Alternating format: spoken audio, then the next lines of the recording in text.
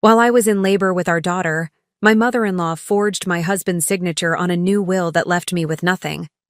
They thought they were clever until the hidden camera I'd installed caught everything, including my husband's knowing. Smile as his mother committed fraud. The nursery walls were a soft shade of yellow that caught the late afternoon sunlight, transforming the room into a golden sanctuary. I ran my fingers over the edge of the handcrafted crib that Stan had spent weeks perfecting, each curve sanded to silky smoothness. Before we jump back in, tell us where you're tuning in from, and if this story touches you, make sure you're subscribed, because tomorrow I've saved something extra special for you. 8 months pregnant, I felt like I was living in a dream, the kind where everything finally falls into place after years of struggle. Mona? Stan's voice called from downstairs. Mom and Dad are here. I took one last look at the stuffed animals arranged neatly on the windowsill and smiled. Our daughter would be here in just a few weeks. Our family would be complete. The relationship between Stan and me had always been something of a whirlwind. We'd met 5 years ago at a charity auction where I was coordinating the event, and he was a generous donor. He'd bid an outrageous amount on a weekend getaway package, then immediately asked if I'd join him. I'd laughed, thinking he was joking. He wasn't. 3 months later, we were engaged. 6 months after that, married. Stan came from wealth, old money that stretched back generations, invested in real estate, technology, and art. His family's estate, Oak Ridge Manor, sat on 30 acres of meticulously landscaped grounds overlooking the lake. It was the kind of place that appeared in architectural magazines and historical documentaries. I came from nothing, a scholarship kid with student loans and a work ethic that had earned me respect in my field but little financial security. The disparity in our backgrounds had never bothered Stan, but it had always been a point of contention with his mother, Roberta. There she is, Roberta said as I descended the stairs, her voice carrying that familiar hint of judgment. She was impeccably dressed as always, her silver hair swept into a perfect chignon, her posture rigid with ingrained propriety. Still insisting on navigating stairs in your condition? The doctor says it's perfectly fine, Mother Winters, I replied, forcing a smile. 5 years of marriage, and she still insisted I call her Mother Winters, rather than anything more familiar. Stan's father, Arnie, gave me a warmer greeting, his eyes crinkling at the corners as he hugged me carefully. You're glowing, Mona. Absolutely glowing. Thank you, Arnie.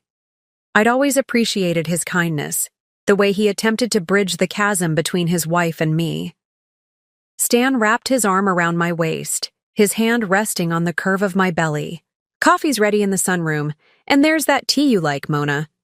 The sunroom had become our informal gathering place, its glass walls offering panoramic views of the gardens and lake beyond. As we settled into the plush seating, I couldn't help but notice the folder Roberta placed deliberately on the coffee table.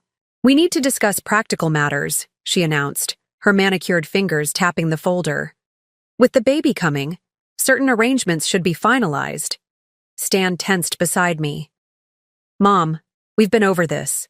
Mona and I have everything in order. Do you? Roberta's eyebrow arched. The trust fund, the inheritance structure, the estate planning, the prenuptial addendum regarding children?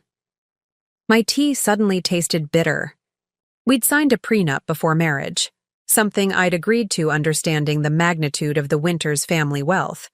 But Stan had assured me it was fair, protecting what each of us brought into the marriage while sharing everything built, together. Roberta, Arnie warned quietly, now might not be the best time. She ignored him. Stan is the sole heir to the Winters legacy. That comes with responsibilities, traditions, certain protections. What Roberta means, Arnie interjected, trying to soften her words, is that family businesses have unique considerations. But I knew exactly what Roberta meant. Despite 5 years of marriage, my position remained tenuous in her eyes. An outsider. Someone who might take advantage. I understand the importance of family traditions, I said carefully. But Stan and I make decisions together about our family's future. Roberta's smile didn't reach her eyes.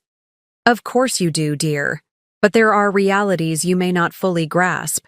The Winters holdings are complex, built over generations. They require experienced management. What my mother is failing to say, diplomatically, Stan said, irritation edging his voice, is that she's worried about inheritance structures now that we're having a child? I placed my hand protectively over my belly. Our daughter will be a Winters. Your heir. Yes, Roberta conceded. But bloodlines and legal structures are different matters entirely. The prenuptial agreement covered your marriage, but children… Well, that creates new considerations. The tension in the room solidified into something palpable, a weight pressing down on my chest, making it difficult to breathe. I've taken the liberty of having our family attorneys draft some additional documentation, Roberta continued, sliding the folder toward Stan. Nothing dramatic, just ensuring the continuity of the Winters legacy through proper channels. The board of directors has certain expectations about succession planning. Stan didn't open the folder. Instead, he pushed it back toward his mother. Mona and I will review our will and estate plans with our own attorneys, Mother. But I can assure you, my wife and child will be fully provided for, exactly as I decide. I loved him fiercely in that moment, his unwavering support a shield against Roberta's thinly veiled hostility. Later that night, after his parents had left, I found Stan in his study staring at his laptop, brow furrowed in concentration. When I entered, he quickly closed the screen. Everything okay? I asked, massaging my lower back. The baby had been particularly active that evening. Just work stuff, he said, standing to guide me to the couch. I'm sorry about my mother today. You know how she gets about the legacy. I leaned against him, taking comfort in his solid presence. She's never going to see me as good enough for you, is she? He kissed the top of my head. Her opinion doesn't matter. You're everything to me, Mona. You and our little girl are my world now. I know, I whispered, but something nagged at me. A subtle shift in Stan's demeanor since his parents' visit. A distance, a preoccupation. I've been thinking, I said, carefully. Maybe we should review our will and legal documents, make everything crystal clear before the baby comes. Already taken care of, Stan replied, too quickly. I spoke with Paolo last week. Paolo Gianni was Stan's personal attorney, handling his business affairs and our joint legal matters. A family friend of the Winters for decades. Without me? I couldn't keep the hurt from my voice. Just preliminary discussions, he assured me. Nothing's been signed. We'll go together next week, I promise. I nodded, but the uneasiness remained, a shadow lurking at the edges of my happiness. That night, I couldn't sleep, replaying Roberta's words, the folder she'd brought, and Stan's quick dismissal of my concerns. The next morning, I called Crystal, my best friend since college, and the one person who had never been intimidated by the Winters family wealth or status. She's making her move, Crystal said bluntly after I recounted the previous day's events. She's always been waiting for the right moment to assert control, and she thinks your pregnancy makes you vulnerable. Stan wouldn't let her interfere, I insisted, but even to my own ears, the words lacked conviction. Crystal's silence spoke volumes. Finally, she said, Mona, I love you, but you need to protect yourself and your baby. Get your own lawyer, not Paolo, not anyone connected to the Winters family. That would look like I don't trust Stan. Maybe you shouldn't, not completely. Not with his mother whispering in his ear every chance she gets. I ended the call unsettled, Crystal's warning echoing in my mind. Trust had always been the foundation of our relationship. Stan had never given me reason to doubt him, and yet.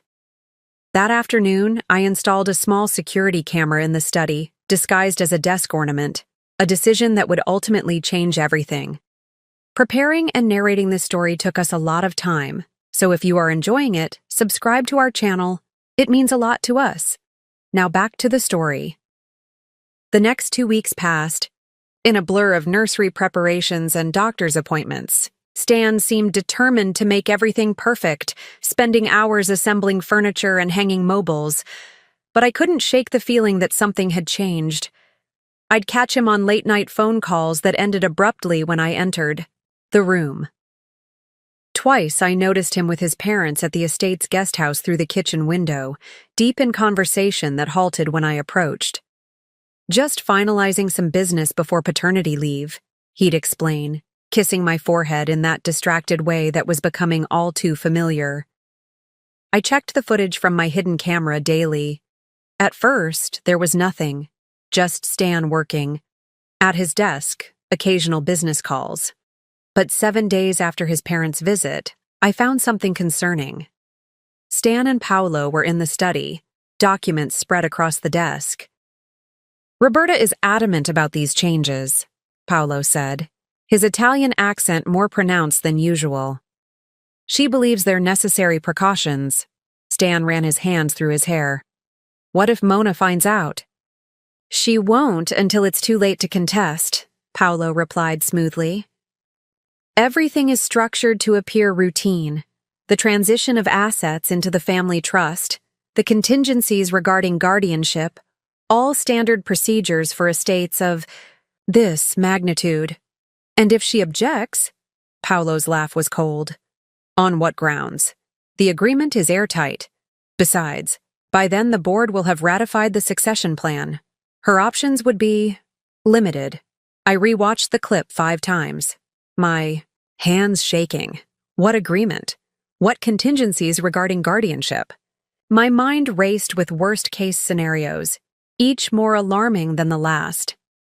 That night at dinner, I studied Stan across the table, searching for signs of the man I'd married. He looked tired, the lines around his eyes deeper than I remembered. Paolo mentioned he's finalizing some documents for us, I said casually, watching for his reaction. Stan's fork paused halfway to his mouth. Did you speak with him? He called about scheduling a meeting next week. Mentioned something about trust amendments? Something flashed across Stan's face. Surprise, worry, I couldn't tell which, before his expression smoothed into neutral territory. Just standard updates with the baby coming, he said, resuming eating. Nothing to worry about. Shouldn't we go through them together? I'd like to understand any changes. Of course, he agreed too readily. Though, honestly, it's mostly technical legal language. Paolo handles all the details. I nodded as if satisfied, but that night I called Crystal again. I need a lawyer, I said without preamble. Someone good, someone who isn't afraid to take on the Winters family if necessary. Crystal didn't ask questions. I know exactly the person. Her name is Amelia Blackwood. She specializes in high-net-worth divorce and estate disputes. She's ruthless. I'm not planning to divorce Stan, I protested. Not yet, Crystal said quietly. But you need to be prepared. I met Amelia Blackwood the next day at her downtown office. She was younger than I expected, maybe early 40s, with sharp eyes that missed nothing and a no-nonsense demeanor that was oddly reassuring. Crystal explained your situation, she said, after I'd settled into a chair across from her desk. You suspect your husband and his family are planning to alter estate arrangements without your knowledge or consent. I don't know exactly what they're planning, I admitted, but something's not right. Amelia nodded. High-net-worth families often have complex asset protection strategies that can seem suspicious to outsiders. However, if they're making changes that affect your marital property rights or your child's inheritance without proper disclosure, that's another matter entirely. She opened a folder on her desk. I've done some preliminary research on the Winters holdings. Impressive. Old money, new investments, extensive real estate portfolio. The family trust alone is estimated at over $200 million. My mouth went dry. I knew Stan was wealthy, but he'd always been private about the exact numbers. The prenup you signed, Amelia continued, scanning a document, is actually relatively fair by ultra-high net worth standards. You get the house you currently live in, a lump sum payment based on years of marriage, and ongoing support for any children. Not generous, but not punitive either. Stan said it was just to protect what each of us brought into the marriage. That's the standard line, Amelia said with a hint of cynicism. The question is, what's changed? Why the secret meetings? Why the concern about what you might find out? I placed my hands on my belly, feeling my daughter kick. What should I do? First, gather evidence. Continue with your security camera. That was smart. Second, get copies of all financial and legal documents you can access. Bank statements, property deeds, tax returns, existing wills and trusts. Third, don't confront anyone yet. The moment they know you're suspicious, they'll be more careful. I nodded, mentally cataloging the documents in Stan's home office. And Mona, Amelia added, her tone softening slightly, prepare a go bag, just in case. A go bag? Essential documents, some cash, necessities for you and the baby. Wealthy families can move quickly when they feel threatened. I've seen clients locked out of their homes with nothing but the clothes on their backs while the legal system catches up. The idea seemed absurd. Stan would never do that to me, especially not with our baby coming. But I remembered the look on Roberta's face when she talked about the Winters legacy, and doubt crept in. That night, while Stan worked late, I searched his office. Most financial documents were in a locked cabinet, but I found our marriage certificate, the prenup, and property deeds for our current home and 2 vacation properties. I photographed everything, sending copies to both Crystal and Amelia. In the back of the filing cabinet, I discovered a folder labeled Succession Planning. Inside was a draft document outlining the transfer of Winters Holdings to a new trust structure, one that listed Stan as primary trustee and Roberta as successor trustee in the event of his incapacity. My name appeared only in a subsection titled Contingent Beneficiaries, with strict limitations on access and control. Our daughter, unnamed but referenced as minor issue of Stanley Winters, would receive her inheritance only upon reaching age 35, with all assets controlled by the trustees, Stan and Roberta. Until then, there was no provision for me to serve as trustee or guardian of my own child's inheritance. With shaking hands, I photographed every page, then carefully returned everything, exactly as I'd found it. The final document in the folder made my blood run cold, an amendment to our existing will dated just 1 week earlier. It contained provisions that would effectively leave me with only the minimum guaranteed by the prenup if Stan died, with everything else held in trust under Roberta's control. It was unsigned, but a yellow sticky note marked Final Review, 5/15, sat on the cover page. 3 days away. 3 days before they planned to finalize whatever scheme they were concocting. I was due in 2 weeks.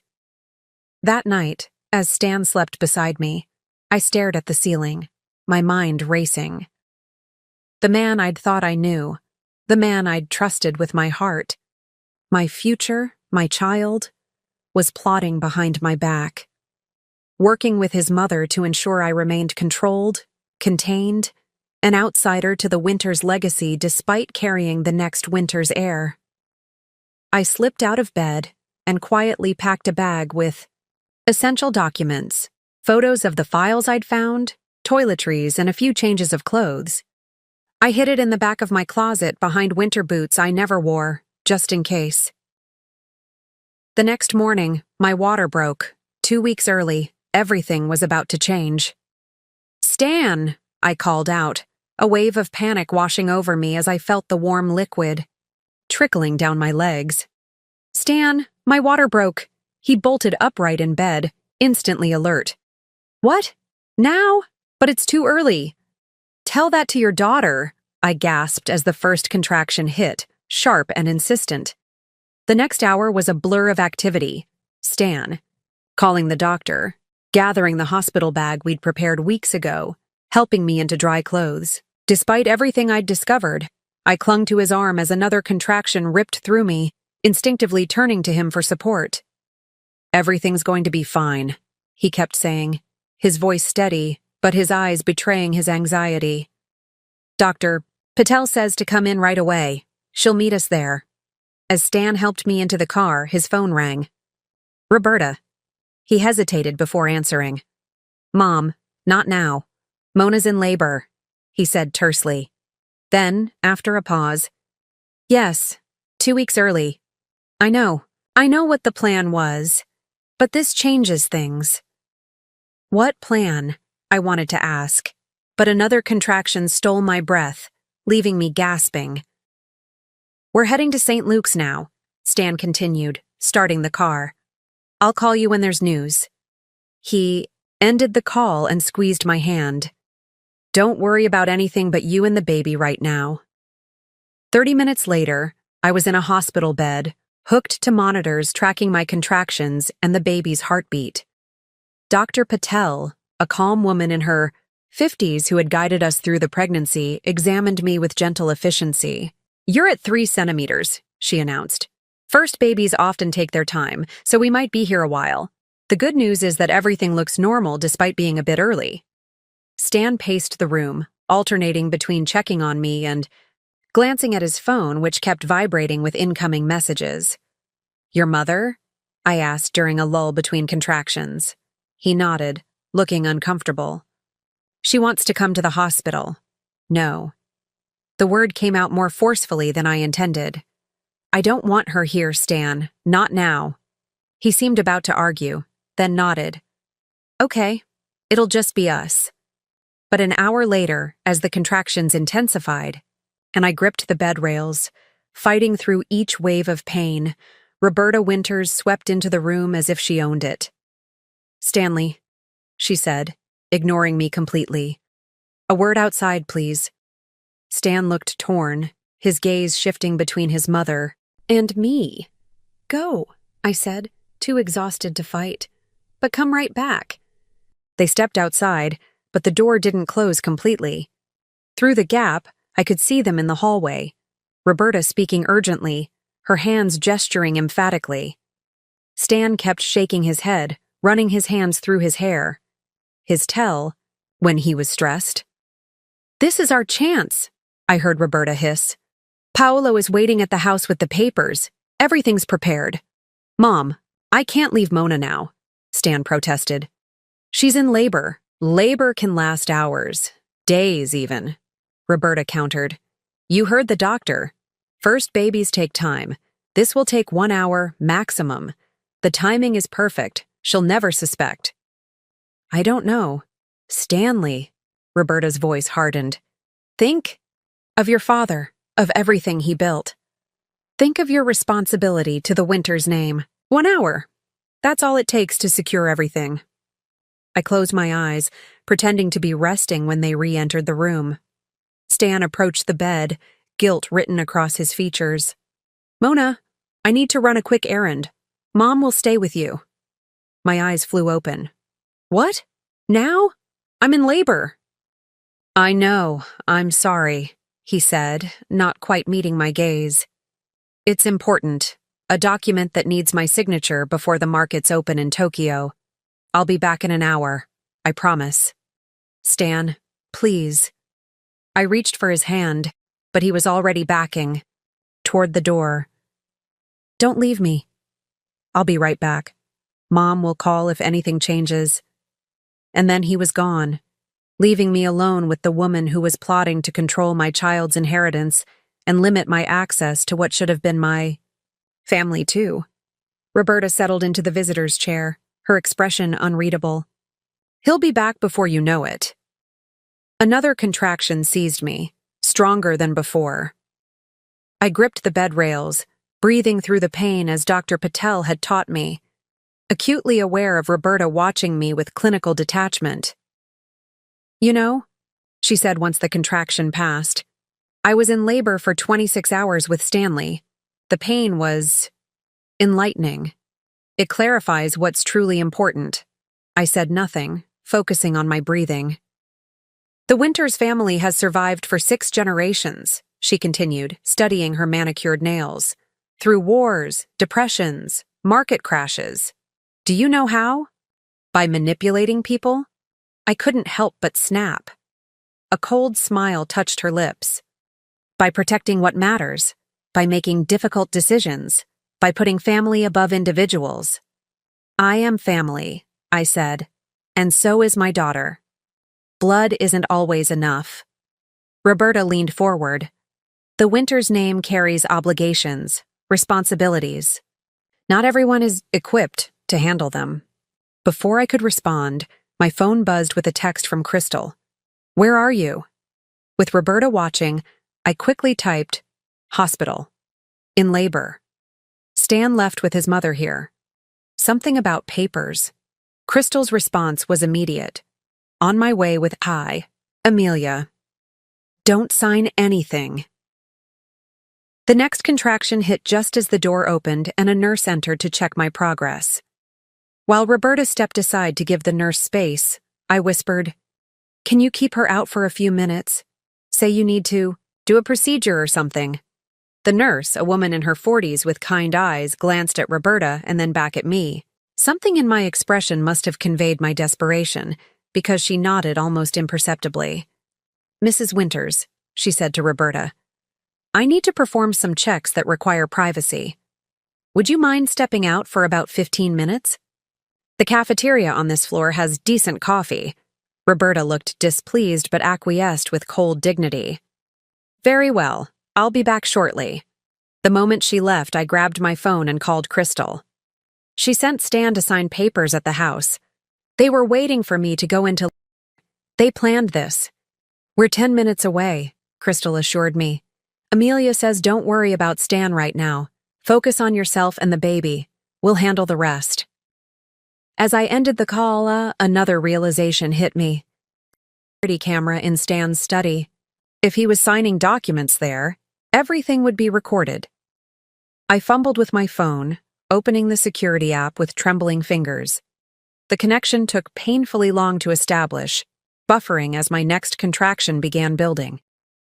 When the feed finally appeared, I almost dropped the phone. There in our study stood Stan, Paolo, and a woman I didn't recognize, presumably a notary. Spread across the desk were documents, the same ones I'd photographed days earlier, but now with signature lines highlighted in bright yellow.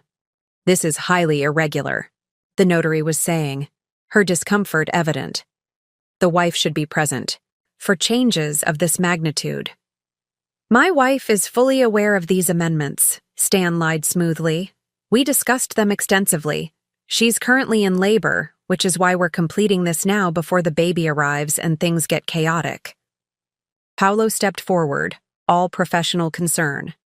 I've represented the Winters family for 20 years.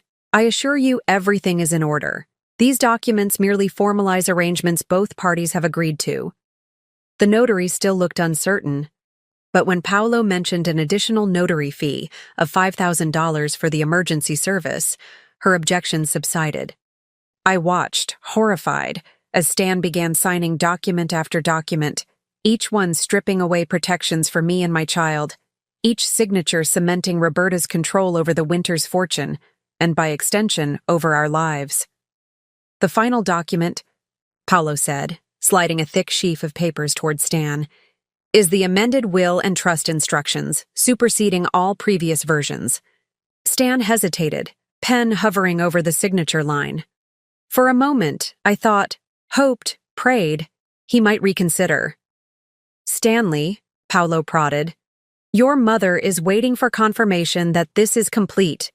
The mention of Roberta seemed to resolve whatever doubts Stan had. He signed with a flourish, then passed the document to the notary for her stamp and signature. Congratulations, Paolo said, gathering the papers into his briefcase. The Winters' legacy is secure for another generation. Stan checked his watch. I need to get back to the hospital. Mona will be wondering where I am. The cold calculation, in his voice, the ease with which he participated in this betrayal after 5 years of marriage, after promising to love and protect me, It shattered something fundamental inside me. The man I thought I knew, the father of my child, was a stranger. The video feed froze as they began leaving the study, but I'd seen enough. I saved the footage to the cloud, then sent the link to both Crystal and Amelia with shaking hands. When Roberta returned 15 minutes later, I was in the midst of another contraction, this one so intense I could barely breathe through it. She watched impassively from the doorway, and when it passed, she approached with a coldness that sent shivers down my spine. "Stanley just called," she said, satisfaction evident in her voice. "Everything is in order. Now we can focus on the arrival of the newest Winters." The way she said it, not my grandchild, but the newest Winters, confirmed everything. To her, to them, I was merely a vessel, a necessary inconvenience in the continuation of their precious legacy. "Where is he?" I managed between breaths. "On his way back," she said, checking her diamond-encrusted watch. "Should be here any moment." As if on cue, Stan appeared in the doorway, slightly out of breath. "How is she? Has anything changed?" "Her contractions are closer together," Roberta reported clinically. "The nurse has been in to check." Stan approached the bed, attempting to take my hand, but I pulled away. "Mona?" Confusion crossed his face. "What's wrong?" "Don't touch me," I whispered, my voice breaking. "Don't you dare touch me." Before he could respond, Dr. Patel entered for another examination. "Let's see how we're progressing," she said, oblivious to the tension in the room. After checking, she looked up with a smile. "Good news. You're at 7 centimeters. Things are moving faster than expected. I'd say we'll be meeting this little one in the next few hours." As another contraction began building, I fixed my gaze on Stan, letting him see every ounce of pain, betrayal, and determination in my eyes. "Get out," I said through gritted teeth. "Both of you, get out of my room." Stan's face paled. "Mona, what are you talking about? I'm not leaving you." "Like you just did?" I challenged, loud enough that Dr. Patel looked up in concern. "To sign papers disinheriting me and your daughter? To give your mother control over everything?" "What? How?" He stopped short, realization dawning. "Mona, it's not what you think." "Mrs. Winters," Dr. Patel interrupted firmly. "Any stress right now could complicate the labor. Whatever's happening needs to wait. Then they need to leave," I insisted, as the contraction peaked. "I don't want them here."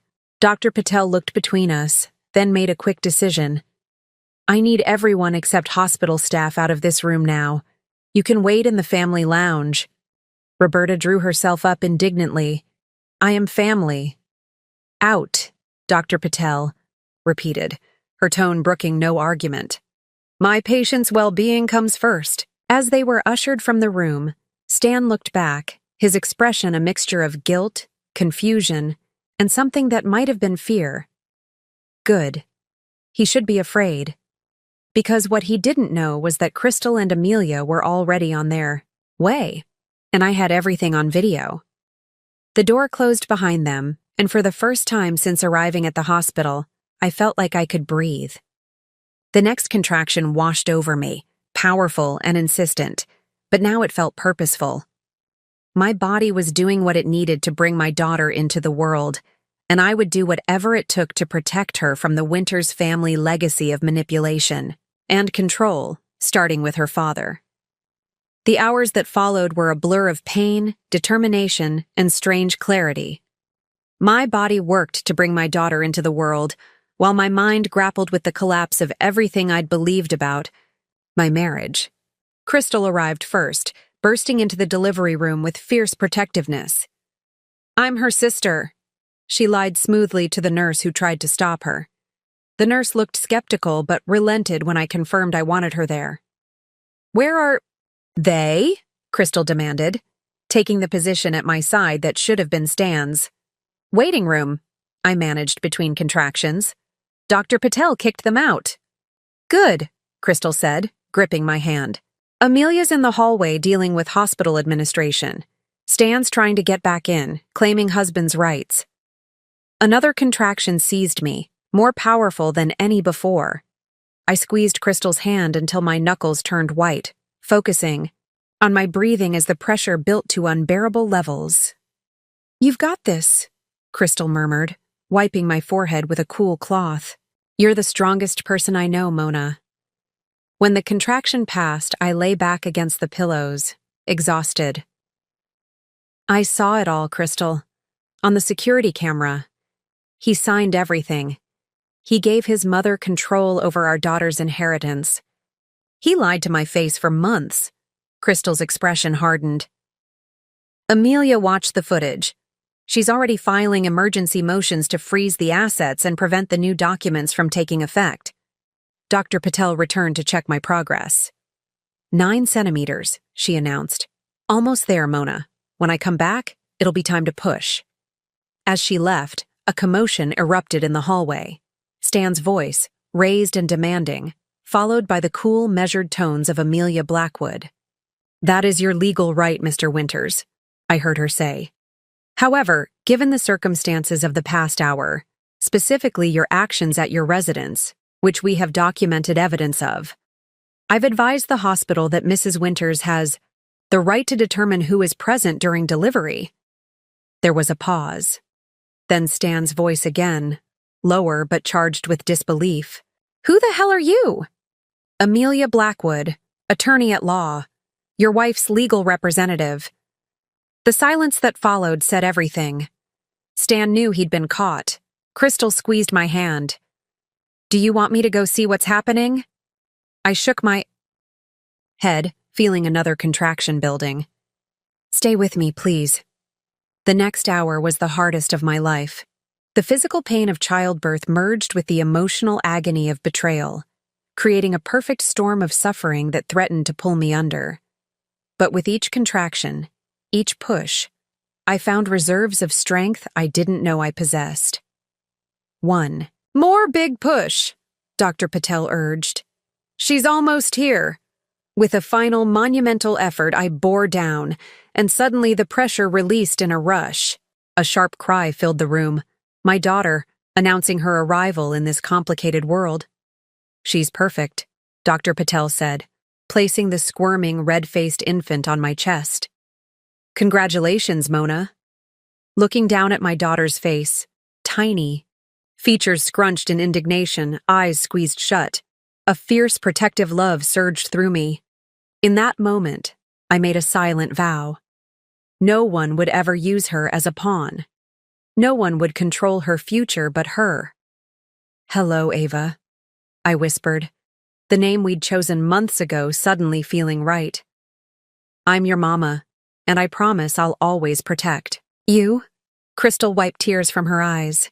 "She's beautiful, Mona." As the nurses took Ava for cleaning and measurements, Amelia slipped into the room, her expression grave but satisfied. "It's done," she said quietly. "I filed for an emergency injunction against the document Stan signed today. The judge granted it based on the video evidence of fraud and coercion. Nothing goes into effect until a full hearing." Relief washed over me, followed immediately by bone-deep exhaustion. The adrenaline that had carried me through labor drained away, leaving me hollow. "Stan?" I asked, not sure what answer I wanted. "In the waiting room with his mother," Amelia replied. "Hospital security is ensuring they keep their distance per your wishes. They've been informed of the video evidence." A soft knock at the door interrupted us. A nurse entered, cradling Ava wrapped in a pink blanket. "Someone wants her mama," she said, gently transferring my daughter back into my arms. Looking down at Ava's face, now peaceful in sleep, the magnitude of what had happened, what had nearly happened, hit me fully. If I hadn't installed that camera, if I hadn't become suspicious, if I hadn't reached out to Crystal and Amelia, the Winters family would have controlled everything. My daughter's future would have been decided by Roberta, the woman who had orchestrated this betrayal, and I would have been powerless to stop it. What happens now? I asked Amelia, my voice barely above a whisper. Now, you rest, she said firmly. Recover. Bond with your daughter. The legal battles can wait a day or two. But I knew they couldn't wait long. The Winters family had resources, connections, influence. They wouldn't simply accept defeat and disappear. Stan will want to see her, I said, looking down at Ava. Amelia nodded. Legally, he has that right. But we can set boundaries, supervised visits only, no Roberta. The thought of facing Stan again, of seeing the man who had betrayed me hold. Our daughter made my chest tighten, but as much as I hated him in this moment, he was Ava's father. That complicated reality couldn't be wished away. Not today, I decided. I can't. Not yet. Crystal took my free hand. One day at a time, Mona. You don't have to figure everything out right now. As if sensing the tension, Ava stirred in my arms, her tiny face contorting briefly before settling back into sleep. So innocent, so unaware of the storm surrounding her birth. We need to move your things from the house, Crystal said practically. You can't go back there. The realization that I no longer had a home, that the life I'd built with Stan was over, hit me with unexpected force. All the nursery preparations, the carefully selected furniture, the tiny clothes folded in drawers. Gone. My go bag, I remembered suddenly. It's in my closet at home. All the evidence, the documents I photographed. I'll get it, Crystal promised. They won't stop me. I looked between Crystal and Amelia, these two women who had rushed to my side when I needed them most, and felt a flicker of hope amidst the devastation. I wasn't alone. I had allies. And most importantly, I had Ava. Whatever came next, divorce, proceedings, custody battles, financial disputes, I would face it with the same strength that had carried me through labor, not just for myself, but for my daughter. Try to sleep, Amelia advised, heading toward the door. I'll be back in the morning with updates. As they left me alone with Ava, I studied her peaceful face, memorizing every perfect feature. It's just you and me now, little one, I whispered. But we're going to be okay. I promise. Outside my room, I could hear the muffled sounds of hospital activity, doctors being paged, visitors coming and going, the steady rhythm of normal life, continuing despite my world being turned upside down.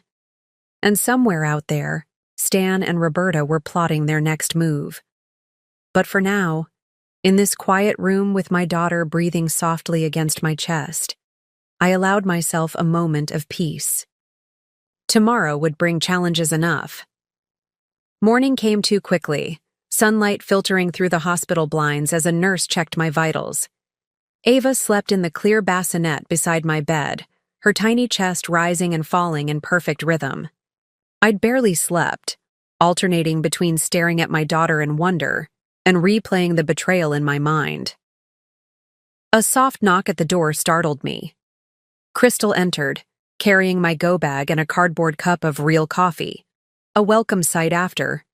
The hospital's watery substitute. How are you holding up? She asked, setting the coffee on my tray table. Like I've been hit by a truck, I admitted. Physically and emotionally. Crystal nodded, pulling up a chair. I got your things. The housekeeper let me in.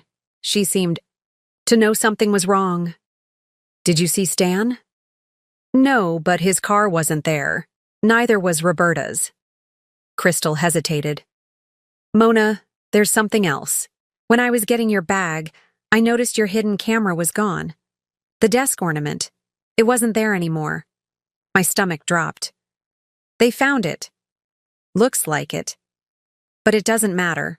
The footage is saved to the cloud, right? I nodded, though the knowledge that they'd discovered my surveillance was unsettling. It meant they knew exactly what evidence I had against them. The door opened again, and Amelia walked in, impeccably dressed as always, looking as though she'd been awake for hours. Behind her was a younger woman wheeling a laptop on a small cart. "Good morning," Amelia said briskly. "This is Ava, my assistant. Not to be confused with your Ava." She smiled briefly at the baby. "We have developments." The efficiency in her tone made me sit up straighter. "What kind of developments?" "The Winters family has been busy," Amelia said, gesturing for her assistant to set up the laptop.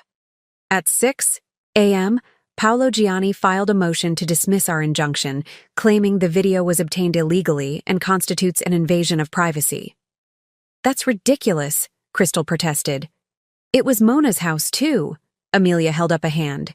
"We expected this. It's a standard tactic to buy time while they regroup." She turned to me.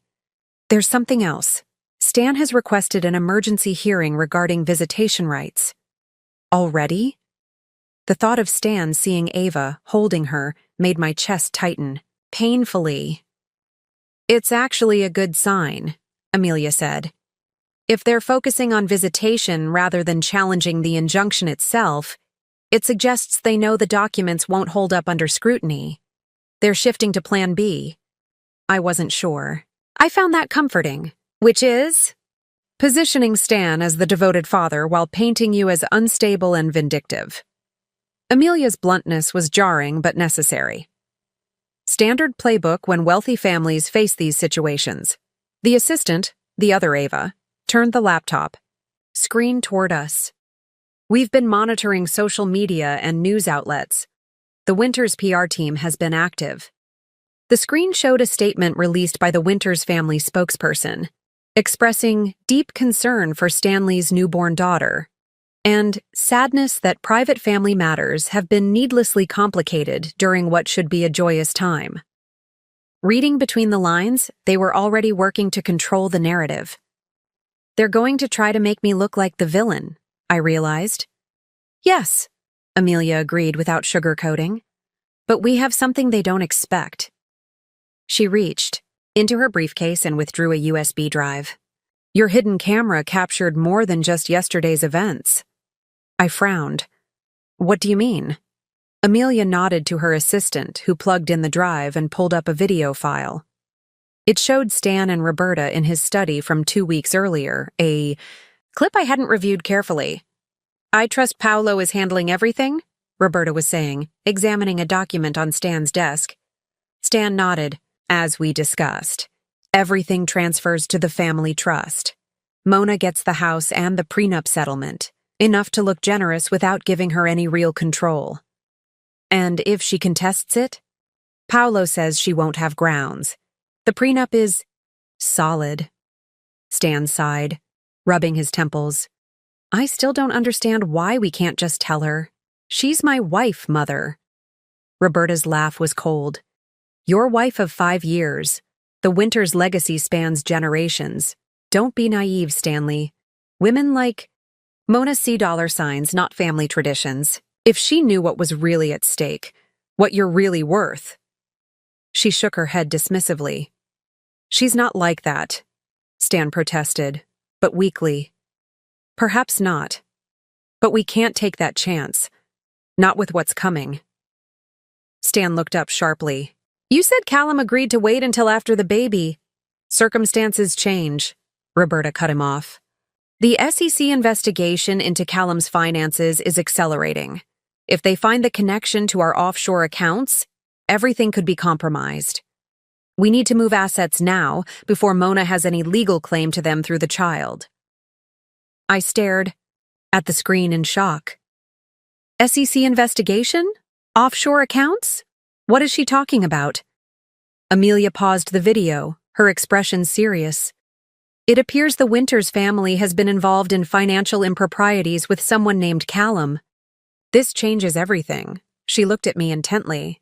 "They weren't just trying to control your daughter's inheritance or limit your access to family wealth. They were trying to shield assets from a federal investigation." The implications hit me all at once. This wasn't just about family tradition or Roberta's dislike of me. This was potentially criminal. "Can we use this?" I asked, my mind racing. "Absolutely," Amelia confirmed.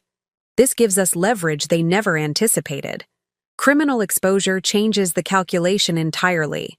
Stan and Roberta were willing to manipulate you, but I doubt they're willing to face federal charges. For the first time since discovering Stan's betrayal, I felt a glimmer of hope. Not just that I could protect myself and Ava, but that I might actually emerge from this nightmare in a position of strength. "What do we do next?" I asked. Newfound determination, steadying my voice. "First, we secure your financial position," Amelia said.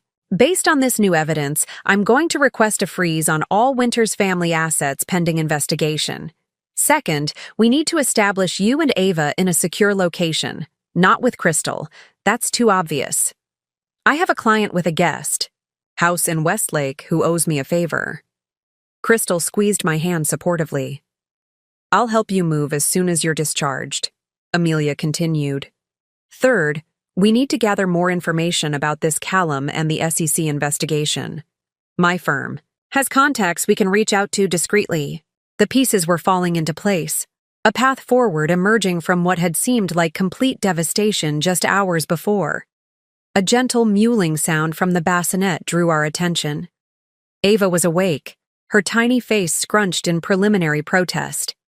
I reached for her, bringing her to my chest with a newfound protectiveness. "And what about Stan?" I asked, cradling Ava close. "He'll want to see her." Amelia's expression softened slightly as she looked at the baby. "We'll set up supervised visitation, for now. But with this new evidence, we're in a position to dictate terms rather than respond to his demands." Looking down at my daughter, I felt a strange sense of clarity. 24 hours ago, I had been betrayed by the man I loved, left vulnerable and alone during what should have been one of the most joyful moments of my life. Now, through a combination of foresight, friendship, and sheer luck, I had uncovered a truth that might not just protect me but give me the upper hand. "One more thing," Amelia added, her tone careful. "When Stan comes to visit Ava, we need to assess what he really knows about his family's financial dealings. He might be a willing participant, or he might be a pawn in Roberta's game." The thought caught me off guard. I had assumed Stan was fully complicit, but watching the video again, I wasn't entirely sure. His protests to Roberta had seemed genuine, if weak. Was it possible he didn't understand the full extent of what his family was involved in? "Either way," I said firmly, "he betrayed me. He betrayed us." I looked down at Ava, peaceful in my arms. "But if there's a chance to use this situation to our advantage, I'm ready." The nurse entered then, coming to check Ava's vitals. As she took my daughter for the standard newborn tests, I felt a strange sense of transformation beginning within me. The wounded, betrayed wife was giving way to something stronger, a mother determined to protect her child, a woman ready to fight for what was rightfully hers. Roberta and Stan had underestimated me. They thought labor would leave me vulnerable, distracted, an easy target for their schemes. They had no idea what they'd awakened. The hospital discharged us the following afternoon. As the nurse wheeled me toward the exit, Ava securely fastened in her car seat. I felt a strange mix of vulnerability and determination. The world outside seemed simultaneously threatening and full of possibility. Crystal waited by her car, vigilant and protective. "Any sign of them?" I asked as she helped me into the passenger seat. "Nothing," she confirmed, securing Ava's car seat in the back. "But Amelia has a private security contact following us to the guest house, just to be safe." As we drove away from the hospital, I kept checking the rearview mirror, half expecting to see Stan's sleek black sedan or Roberta's Mercedes following us. But the only car behind us was the unmarked vehicle Amelia had arranged, a reassuring presence rather than a threat. The guest house turned out to be a charming cottage set behind a sprawling Mediterranean-style mansion in Westlake, one of the city's most exclusive neighborhoods. Nestled among oak trees and hidden from the main road by a high stone wall, it offered both luxury and security.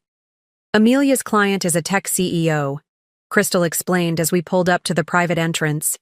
She handled his divorce last year. Apparently his ex-wife tried to claim his pre-IPO stock options. He's in Tokyo for the next 6 months. A woman in her 60s greeted us at the door.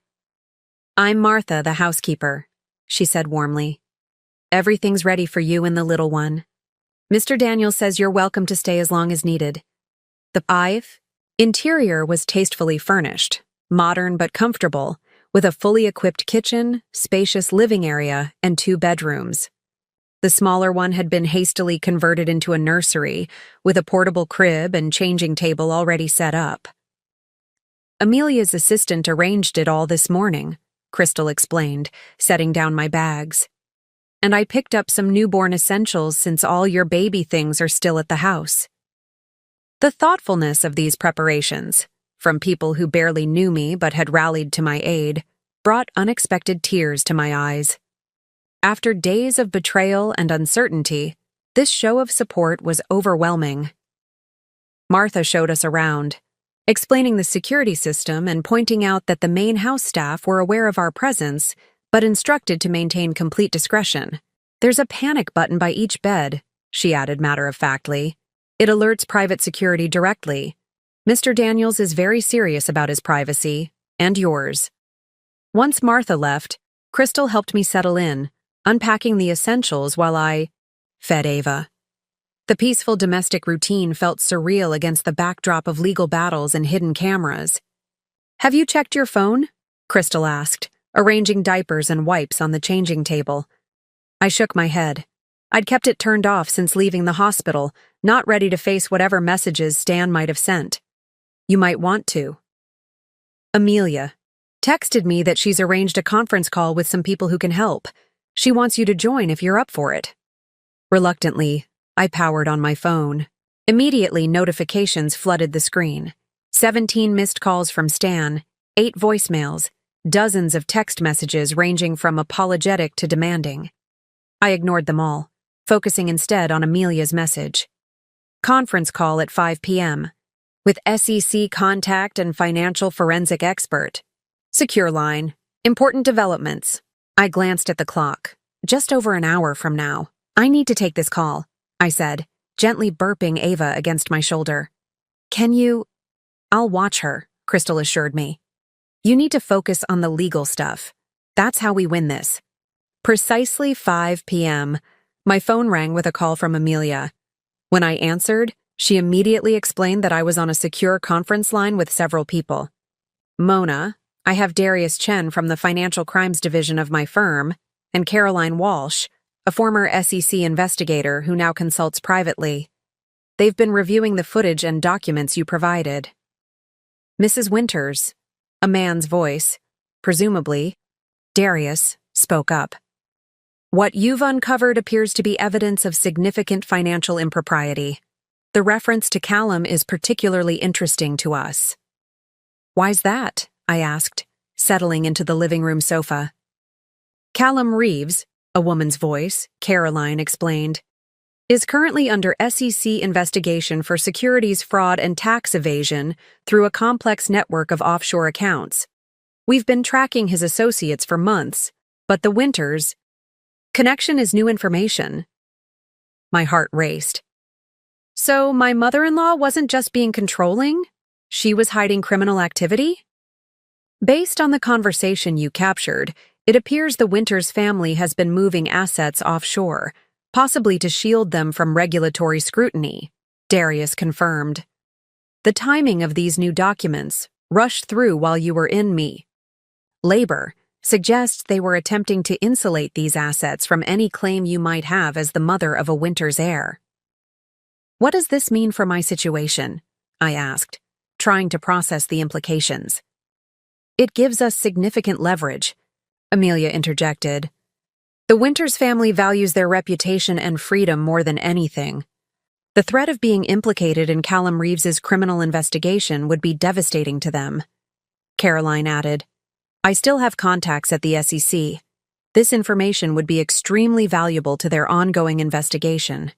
If you're willing to share what you've discovered, it could help build a case and potentially provide you with whistleblower protections. The magnitude of what I'd stumbled upon was dizzying. What had begun as a mother-in-law's scheme to control her family's wealth had revealed something far darker, potentially criminal financial dealings that could bring down not just Roberta, but the entire Winters empire. "I need to think about this," I said carefully. "I want to protect myself and my daughter, but I never intended to destroy Stan's family." "Of course," Amelia assured me. "But it's important you understand the value of what you possess. This gives us options, and in negotiations, options are power." After the call ended, I sat in silence, watching the afternoon sunlight filter through the trees outside. Crystal emerged from the bedroom, gently closing the door behind her. "Ava's asleep," she whispered, joining me on the sofa. "What happened?" I explained everything. The SEC investigation, Callum Reeves, the offshore accounts, the potential whistleblower status. "This is huge, Mona," Crystal said, her eyes wide. "The Winters family could face serious consequences." "That's what scares me," I admitted. "I wanted justice for what they did to me, protection for Ava's future. I didn't set out to send anyone to prison." "They made their choices," Crystal reminded me gently. "You didn't create this situation. You just uncovered it." Before I could respond, my phone buzzed with a text from Amelia. "Stan requesting to see Ava tomorrow. Supervised visit only. Your decision." I stared at the message, conflicted. Despite everything, Stan was Ava's father. Denying him access to his newborn daughter felt wrong, even after his betrayal. But could I face him knowing what I now knew? "What are you going to do?" Crystal asked, reading the message over my shoulder. I took a deep breath, my protective instincts warring with my sense of what was right. "I'm going to let him see her, but only here, with security present." Crystal nodded supportively. "I think that's the right call. And it gives you a chance to gauge how much he really knows about the financial stuff." As I typed my response to Amelia, I felt a strange sense of calm settling over me. The days ahead would be challenging, filled with legal maneuvers and difficult conversations, but for the first time since discovering Stan's betrayal, I felt like I had solid ground beneath my feet. I wasn't just a victim of the Winters family's manipulation anymore. I had information, support, and options. Most importantly, I had people fighting alongside me, Crystal's unwavering friendship, Amelia's strategic brilliance, even strangers like Darius and Caroline lending their expertise to my cause. Tomorrow I would face Stan for the first time since Ava's birth. I would look into the eyes of the man who had betrayed me while I brought our daughter into the world, and I would do so not from a position of weakness, but one of power. The thought was both terrifying and exhilarating. Morning light filtered through the guesthouse windows as I prepared for Stan's visit. Ava lay in her portable bassinet, blissfully unaware of the tension surrounding her existence. I'd barely slept, rehearsing. What I would say? How I would remain composed when facing the man who had betrayed me during my most vulnerable moment. "Security team just checked in," Crystal reported, joining me in the kitchen. "They've swept the perimeter. Everything's clear." I nodded, grateful for her steady presence. I told Amelia to let him come at 10. I wanted to be sure Ava was fed and settled. "Smart," Crystal agreed, pouring coffee into a mug and sliding it toward me. "What's your game plan?" Besides not throwing scalding liquids at him, which would be my first instinct. Despite everything, I smiled. "I'm going to let him see Ava. That's it. No negotiations, no discussions about the future. If he tries to bring up anything legal, I'll refer him to Amelia." Crystal squeezed my shoulder supportively. "I'll be in the next room if you need me. Just yell coffee if you want me to interrupt." At precisely 10 a.m., the security system announced a visitor at the gate. On the monitor, I saw Stan standing beside his car, looking uncharacteristically disheveled in wrinkled clothes, his usually perfect hair uncombed. "Let him in," I instructed the security guard, who'd positioned himself discreetly in the guest house's entryway. When Stan entered, his eyes immediately sought mine, then darted to Ava sleeping peacefully in her bassinet. Something flickered across his face, longing, regret. I couldn't tell which. "Mona," he said, his voice hoarse. "Thank you for— You have 30 minutes, I interrupted coldly. "You can sit there." I gestured to the armchair across from where I stood protectively beside Ava. He nodded, moving carefully as if afraid sudden movements might cause me to rescind my offer. As he settled into the chair, I noted the dark circles under his eyes, the slight tremor in his hands. "How is she?" he asked softly. "Healthy. Perfect." I kept my answers clipped, emotionless. "And you? Are you recovering okay?" The concern in his voice nearly broke my composure. How dare he pretend to care after what he'd done? "I'm fine," I said flatly. "If you want to hold her, you can." Surprise registered on his face, followed by naked gratitude. He rose slowly, approaching the bassinet, with reverence. I fought the urge to step between them, reminding myself that despite everything, he was her father. With practiced gentleness, we'd taken parenting classes together, a lifetime ago. Stan lifted Ava into his arms. Her eyes fluttered open briefly, before closing again, trusting and unaware. "She's so beautiful," he whispered, his voice cracking. "She looks like you." I said nothing, watching him cradle our daughter, searching his face for signs of the deceit I now knew him capable of. How could this man, who looked at Ava with such genuine love, have plotted against her mother while she was bringing her into the world? "Mona, I know you're angry." "Don't," I cut him off sharply.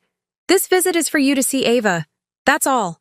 He nodded, returning his attention to the baby. For several minutes, we remained in tense silence, the only sounds Ava's soft breathing and the distant chirping of birds outside. Finally, Stan spoke again, his voice low. "I never wanted any of this to happen." "Which part?" I couldn't help asking. "The part where you lied to me for months? Or the part where you snuck off to sign documents disinheriting me while I was in labor?" He winced. "It wasn't like that." "Have it on video, Stan. Every word. Every signature." His shoulders slumped. "I know. Your lawyer shared the footage with Paolo. That's why I'm here without my mother or any attorneys. I needed to see you, both of you, alone."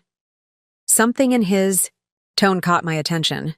I studied him more carefully, noting the nervous glance toward the door, the way he cradled Ava closer, almost protectively. "What's going on, Stan?" He hesitated, then said carefully, "Things are complicated with my family right now. More complicated than you know." "Because of Callum Reeves?" I asked, watching his reaction closely. Stan's head snapped up, his eyes widening in shock. "How do you—" He stopped abruptly, recalibrating. "What exactly did you hear?" The genuine surprise in his expression was impossible to fake. In that moment, I realized that whatever financial impropriety the Winters family was involved in, Stan might not be fully aware of its extent. "Enough to know that your mother's actions weren't just about controlling the family fortune," I said carefully.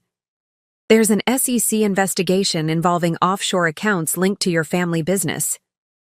Stan paled visibly, his grip on Ava tightening, slightly until she squirmed in protest.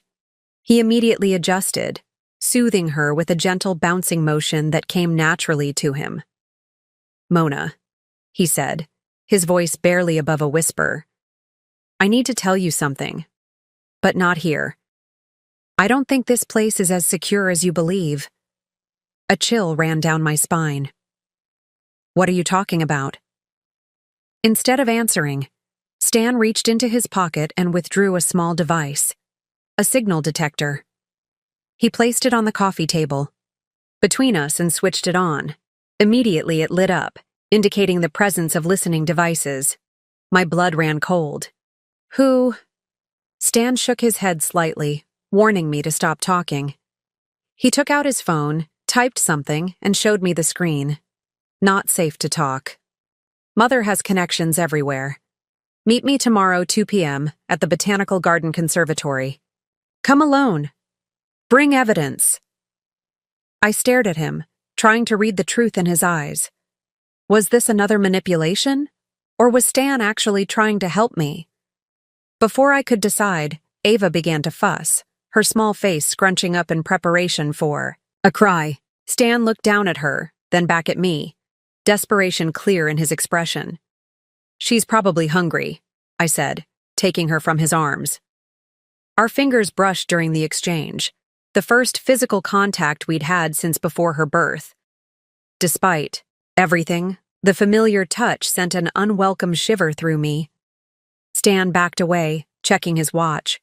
My time's almost up anyway. He looked around the room once more, his gaze lingering on the device still indicating active surveillance. Thank you for letting me see her. As he turned to leave, he hesitated at the door. Whatever you think of me right now, Mona, please believe one thing. Everything I've done has been to protect you and Ava. The statement was so absurd I almost laughed. Including signing documents to disinherit me? Yes, he said simply. Even that. After he left, I immediately called for Crystal and the security guard. We need to sweep this place for bugs, I said, urgently, showing them the signal detector Stan had left behind. And I need to speak with Amelia immediately. There's been a new development. Within an hour, the security team had located 3 sophisticated listening devices, 1 in the living room, 1 in my bedroom, and 1 in the nursery. Military grade, the security expert informed us grimly. Not something you'd pick up at a spy shop? Whoever placed these has serious resources. Could it be the Winters family? Crystal asked. The security expert shrugged. Could be. Could also be federal authorities if there's an ongoing investigation, or corporate espionage. Without more information, it's impossible to say. I thought of Stan's message, Mother has connections everywhere, and the genuine fear in his eyes when I mentioned Callum Reeves. For the first time, I considered the possibility that Stan might be caught in something beyond his control, just as I was. I need to meet with him tomorrow, I told Amelia when she arrived, having rushed over after my urgent call. Alone? Absolutely not, she protested immediately. It could be a trap. Or it could be our chance to understand what's really happening, I countered. You saw his reaction on the video when Roberta mentioned Callum and the SEC investigation. He seemed surprised, maybe even alarmed. That doesn't exonerate him from betraying you, Crystal pointed out. No, I agreed. But if Stan is being manipulated by his mother too, he might become an ally. And right now, with unknown parties placing bugs in a house that's supposed to be secure, I need all the allies I can get. The Botanical Garden Conservatory was a strategic choice for our meeting, public enough to ensure safety, but with enough privacy among the exotic plants and winding paths to speak without being overheard. After intense debate, Amelia had reluctantly agreed to my meeting Stan alone, but with conditions. You'll wear this, she said, handing me a small device that resembled a decorative brooch. It's a panic button that alerts our security team. They'll be stationed around the perimeter, out of sight but able to reach you within seconds. Crystal adjusted Ava's blanket in the carrier I wore. At just 5 days old, she was too young to be separated from me for long, and I refused to leave her with anyone, even Crystal.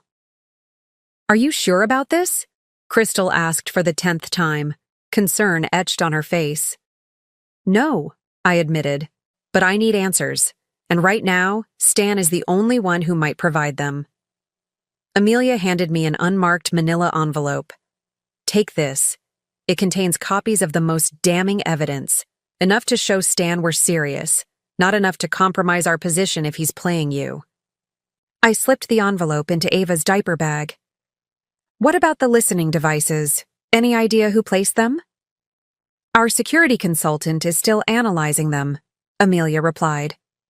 The technology is high-end, available primarily to government agencies and certain private security firms. The implications were unsettling. Either the Winters family had connections to such resources, or we were dealing with something even bigger than we'd initially thought. Remember, Amelia cautioned as I prepared to leave, don't make any agreements, don't sign anything, and don't reveal everything we know. If Stan truly wants to help, he needs to prove it first. At the conservatory, I arrived 15 minutes early, securing a secluded bench in the tropical plant section, where the humid air and dense foliage created a natural sound barrier. Ava slept peacefully against my chest, untroubled by the gravity of our situation. Stan appeared precisely at 2 p.m., scanning the area carefully before approaching. He looked worse than yesterday. His normally immaculate appearance further deteriorated, dark circles more pronounced beneath his eyes. "Thank you for coming," he said, sitting beside me but maintaining a respectful distance. His gaze fell to Ava, softening momentarily before returning to my face with renewed intensity. "Did you bring what I asked for?" "Some of it," I replied cautiously. "But first, I need answers, Stan. Real ones." He nodded, seeming to expect this. "I don't know where to begin. How about with why you betrayed me while I was giving birth to our daughter?" The words came out sharper than intended, my composure already slipping. Stan winced. "I know how it looks, Mona, but I was trying to protect you both." "By disinheriting me? By giving your mother control over our daughter's future?" I kept my voice low despite my anger, conscious of Ava sleeping against me. "Those documents were never meant to be executed," Stan said, running a hand through his disheveled hair. "They were decoys." I stared at him incredulously. "Decoys? My mother is not who you think she is. Not who I thought she was either, until recently." He lowered his voice further. "The Winters family business has been involved in some questionable financial arrangements for decades. My father started it, partnering with Callum Reeves to move assets offshore, avoiding taxation as regulatory oversight." "And you had no idea?" I asked skeptically. "I knew some of it," he admitted. "The basic structure was presented to me as standard practice for families of our wealth. Tax efficiency, they called it. But about 6 months ago, when you got pregnant, I started asking more questions, wanting to understand exactly what I'd be passing down to our child." Stan glanced around before continuing. "What I discovered alarmed me. The tax efficiency strategies were actually elaborate money laundering operations. Callum was using our legitimate businesses to clean funds from less reputable sources. When I confronted my mother, she dismissed my concerns, insisted it was all perfectly legal with the right interpretations. But you didn't believe her, I supplied, starting to see where this was heading. I couldn't. The numbers didn't add up. For the first time, I glimpsed the financial acumen that had made Stan a respected businessman in his own right. So I hired an independent forensic accountant to review everything off the books. What he found, Stan shook his head grimly. My mother has been siphoning funds from the family business for years, funneling them through Callum's network into private accounts only she controls. I processed this information, trying to reconcile it with what I already knew. That still doesn't explain why you signed those documents while I was in labor. Because my mother was getting suspicious of my questions. The accountant warned me that assets were being moved at an accelerated rate. She knew something was coming. I needed to make her believe I was still loyal, still playing by her rules. Stan looked at me imploringly. The documents I signed. That day? They're legally meaningless. Paolo may be my mother's attorney, but he's been my mentor since law school. He drafted them with deliberate flaws that would render them unenforceable. The revelation hit me like a physical blow. "So you're saying this was all... what? An elaborate performance to fool your mother?" "Not all of it," Stan admitted, shame crossing his features. I should have told you everything from the beginning. I should have trusted you. But my mother has eyes and ears everywhere, as you discovered with those bugs. I was afraid that if you showed any sign of awareness, she might. He trailed off, unable to finish the thought. Might what, Stan? I pressed. My father didn't die of natural causes, Mona. His voice dropped to barely a whisper. His heart attack came right after he threatened to expose Callum's operation to the authorities. Ava stirred against my chest, sensing my sudden tension. I gently soothed her, trying to process the bombshell Stan had just dropped. Are you saying your mother— I couldn't even complete the question. I can't prove it, Stan said. But the timing and certain conversations I've overheard, I believe she was involved.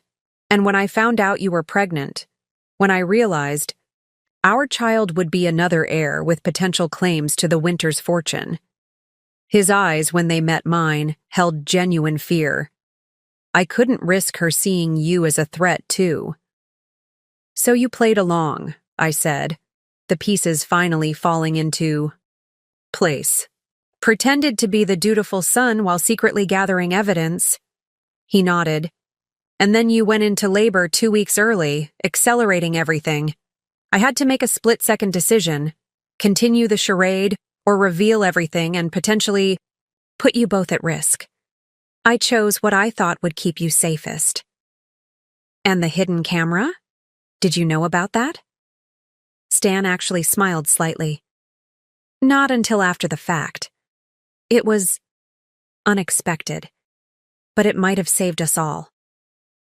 I studied him, searching for signs of deception but finding only exhaustion and relief at finally sharing the truth. What's in the envelope? He asked, nodding toward the diaper bag. I retrieved it, hesitating only briefly before handing it over. Evidence of what we know. Some of it anyway. Stan examined the contents quickly, his expression growing grimmer with each page. This is even worse than I thought. The SEC isn't just investigating Callum. They're already connecting dots to Winters Holdings. So what now? I asked. If what you're saying is true, we're caught in the middle of something extremely dangerous. Stan returned the envelope, his decision apparently made. We need to take what we have to the authorities before my mother realizes how much we know. But we'll need protection. Witness protection, possibly. The people Callum works with, they don't handle exposure well. The magnitude of our situation settled over me like a physical weight. What had begun as a personal betrayal had evolved into something far more sinister. Financial crimes, possible murder, and a mother-in-law who might be willing to eliminate any threat to her control. What about Ava? I whispered, tightening my hold on our daughter. She deserves better than this. Stan's expression softened as he looked at our child. That's why we have to end this now. Give her a chance at a normal life, free from all of this. For the first time since discovering his betrayal, I felt a tentative reconnection with the man I had married. Whether I could ever trust him again remained to be seen. But in this moment, our shared concern for Ava's safety created a fragile alliance. I need to discuss this with Amelia, I said. If we're going to the authorities, we need to do it right. No more secrets, Stan. No more solo decisions. He nodded, understanding the implicit condition. No more secrets. I promise.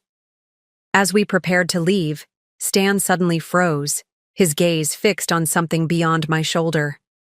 I turned to follow his line of sight and felt my blood turn to ice.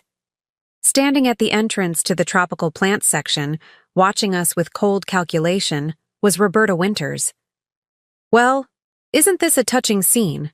Roberta said, her voice carrying across the humid air of the conservatory. The happy family reunion. Stan moved protectively in front of me and Ava, his posture tense. Mother, what are you doing here? She approached with measured steps, impeccable as always in a tailored navy suit that spoke of money and power. Did you really think I wouldn't have you followed, Stanley? After your mysterious disappearance yesterday? Her eyes flicked to me, then to the envelope partially visible in the diaper bag. Sharing secrets with your wife, I see. I pressed the panic button on my brooch, praying Amelia's security team would respond quickly.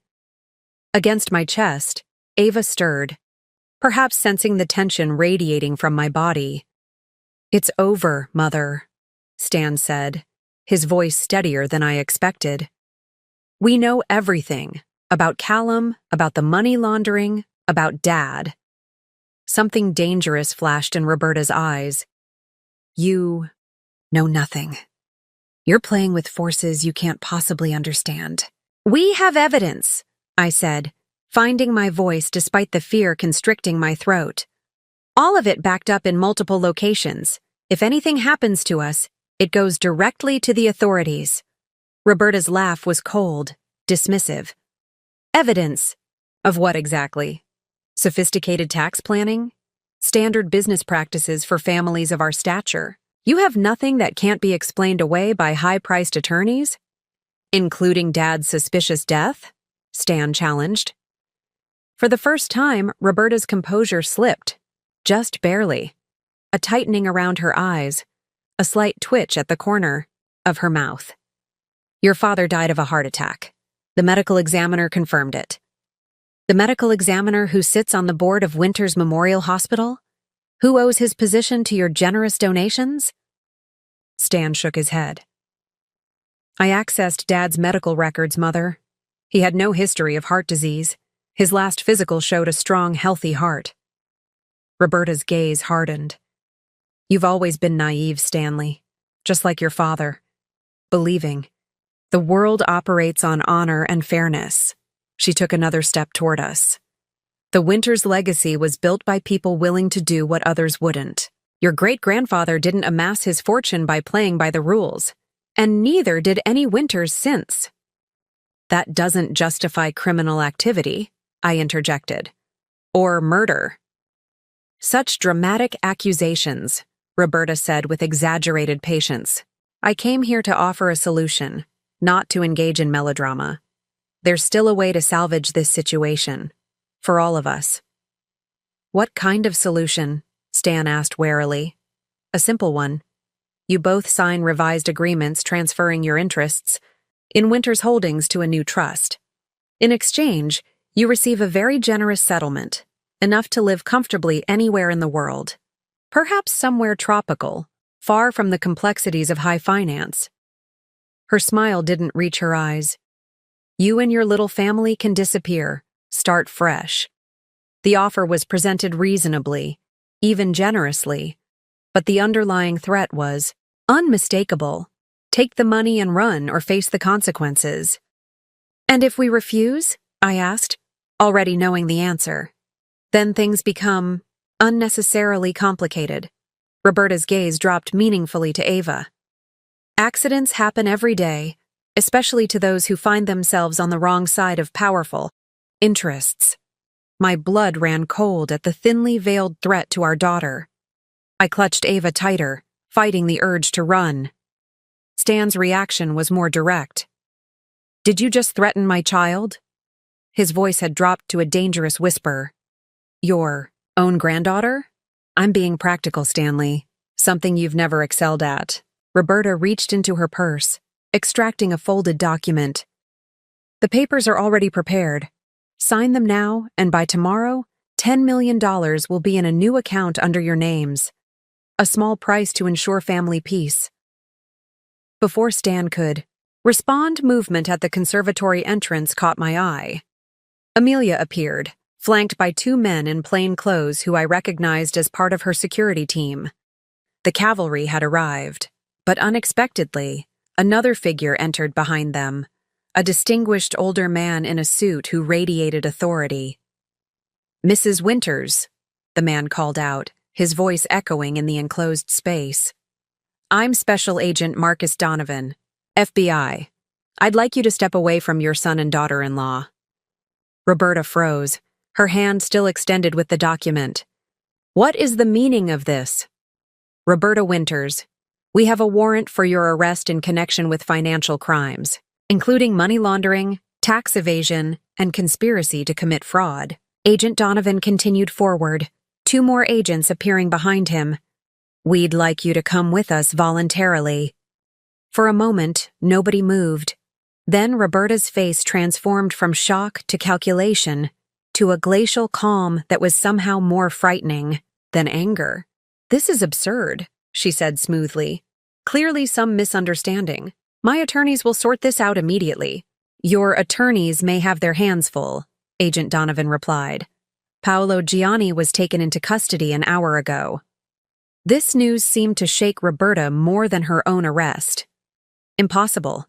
Paolo would never—" "Mr. Gianni has been quite cooperative," Donovan interrupted. "Especially after we presented him with evidence of his role in falsifying documents and facilitating illegal transfers." I glanced at Stan, whose expression showed equal parts relief and devastation. Whatever he had expected from his confrontation with his mother, this public arrest wasn't it. As the agents approached to take Roberta into custody, she turned to Stan, her composure cracking to reveal genuine fury. "You did this. You betrayed your family. Everything I've done was to secure your future, to protect the Winters legacy." "No, Mother," Stan said quietly. "Everything you did was to control us, to bend us to your will. That's not protection, it's prison." Roberta's gaze shifted to me, hatred burning in her eyes. "This is your doing. You turned my son against me. You were never good enough for him, for our family." Strangely, her words no longer had the power to wound me.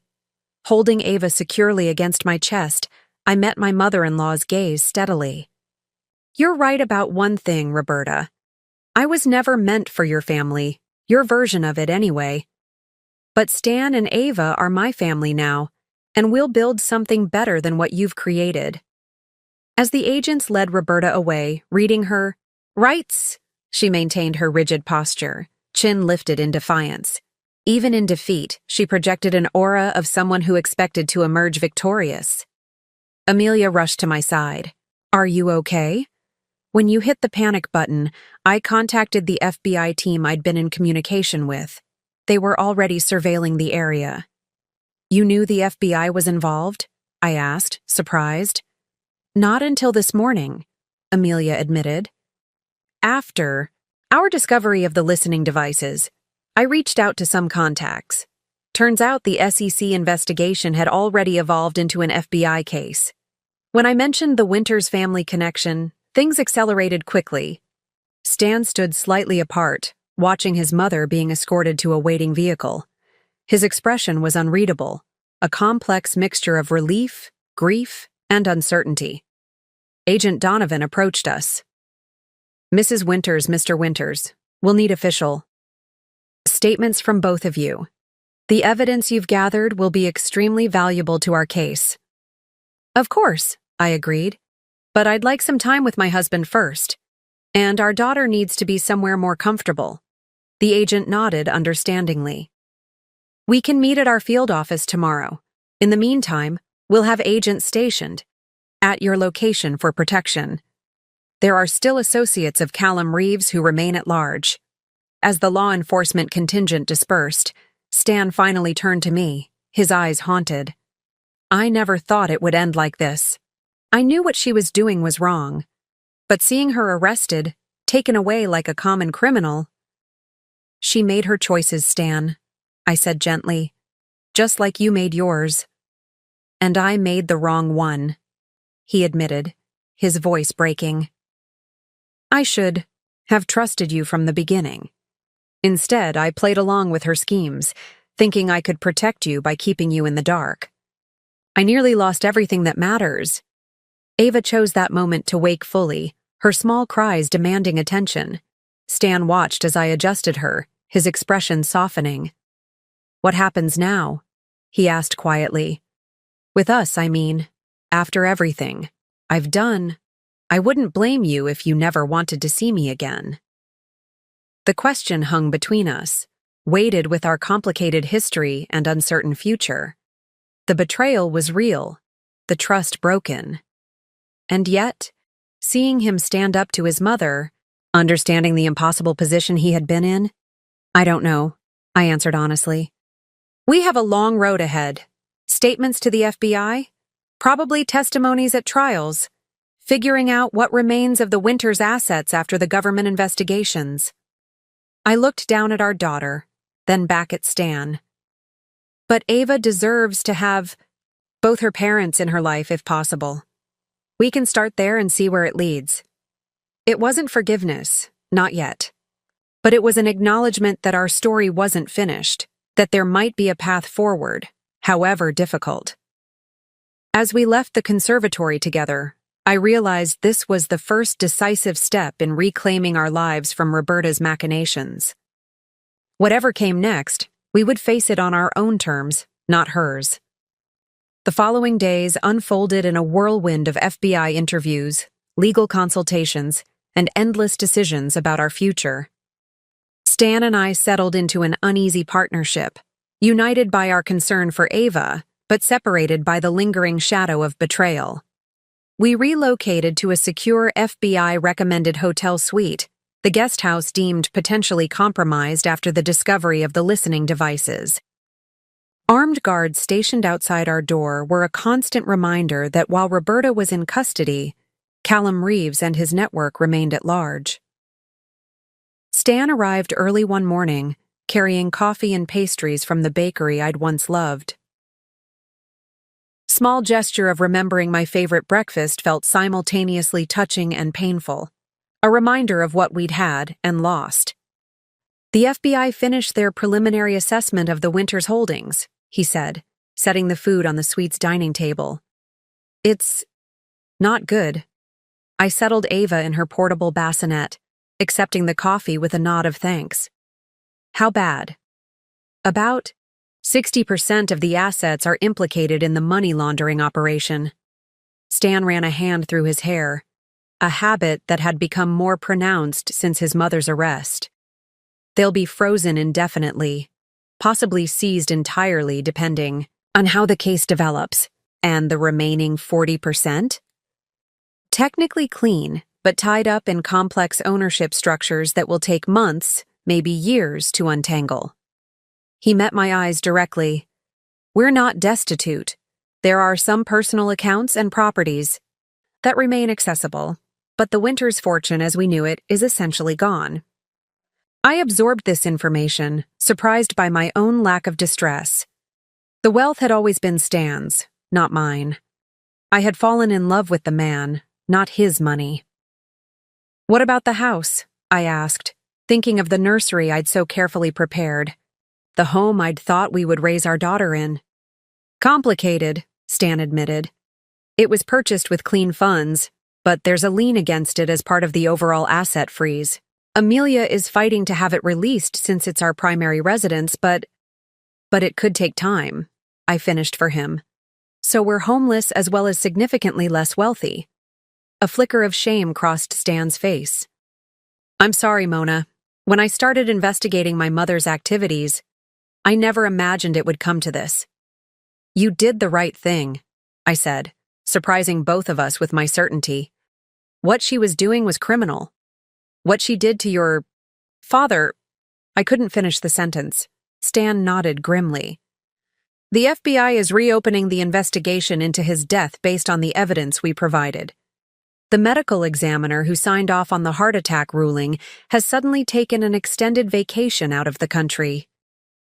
We sat in silence for a moment, the weight of everything that had happened, and was still happening, settling between us. There's more, Stan finally said. Callum Reeves was spotted in Singapore yesterday. Authorities there attempted to apprehend him, but he evaded capture. His assets are being frozen worldwide, but he likely has reserves in places beyond judicial reach. Is he still a threat to us? I asked, glancing instinctively at Ava. The FBI believes so. He lost hundreds of millions because of our evidence. People like Callum don't forgive that kind of damage. Stan's expression hardened. That's why I've been discussing witness protection options with Agent Donovan. The words hit me like a physical blow. Witness protection? You mean new identities? Relocating? Cutting all ties? It might be necessary, at least until Callum is apprehended and the trial is complete. Could be months. Could be years. I looked around the hotel suite that had become our temporary home, thinking of Crystal, of my career, of all the connections that made up my life. The prospect of leaving everything behind was overwhelming. "What about your mother?" I asked. "Has she said anything about Callum's whereabouts?" Stan's expression darkened. "She's not cooperating. Her attorneys have advised complete silence. She's facing serious charges, money laundering, tax evasion, potentially conspiracy in my father's death if the new investigation yields evidence. She's looking at decades in prison." Despite everything Roberta had done, I felt a flicker of pity for Stan. Whatever her crimes, she was still his mother, the woman who had raised him. "I'm sorry," I said softly. "I know this can't be easy for you." He smiled sadly. "The strangest part is feeling relieved. All those years of trying to please her, of never measuring up. There's a certain freedom in having it all collapse." Knock at the door interrupted us.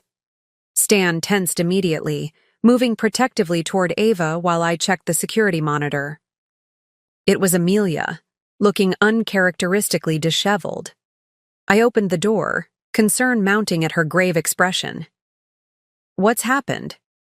"The media got hold of the story," she said without preamble, entering the suite and setting her laptop on the table. "It's everywhere." She opened the computer to display a news website with the headline, "Winter's Family Empire Crumbles. Matriarch Arrested in Massive Financial Fraud Scheme." Below were pictures of Roberta being escorted by FBI agents, an archive photo of Stan and me at a charity gala, and most disturbingly, a grainy photo of me leaving the hotel yesterday with Ava, clearly taken with a long-range lens despite the security precautions. "How did they get this?" I asked, pointing to the photo of Ava and me. "That's what concerns me," Amelia said grimly. "Someone leaked information about your location. We need to move you immediately." Stan read further down the article, his face paling. "They're painting my mother as the mastermind and me as either complicit or incompetent for not knowing what was happening in my own family business. The public narrative is the least of our concerns right now," Amelia said. "If the press found you, Callum's people can too. Agent Donovan is arranging a new safe house, completely off the grid this time." As if summoned by her words, my phone buzzed with a text from an unknown number. The message sent ice through my veins. "She's beautiful, just like her mother. Would be a shame if anything happened to either of you. Winter's family cost me everything. Time to return the favor." I wordlessly showed the phone to Stan and Amelia. Stan's face drained of color. "Pack only. Essentials," Amelia said immediately, already dialing Agent Donovan. "We're leaving in 5 minutes." As we hastily gathered our belongings, Stan approached me, his expression tormented. "This is exactly what I was afraid of. Why I worked with my mother for so long. Callum Reeves doesn't make empty threats." "We'll be protected," I said, trying to project confidence I didn't feel as I gathered Ava's things. "The FBI can't watch us forever," Stan replied, lowering his voice. "Witness protection is our only real option now. New identities, new location, new lives." The reality of our situation crashed down on me. Just weeks ago, I had been preparing for motherhood in a beautiful home with a husband I thought I knew, planning a future filled with family moments and milestones. Now I faced the prospect of becoming someone else entirely, raising my daughter in hiding, always looking over my shoulder. "We don't have a choice, do we?" I asked, though I already knew the answer. Stan shook his head. "I'm so sorry, Mona. I never wanted this for you, for Ava."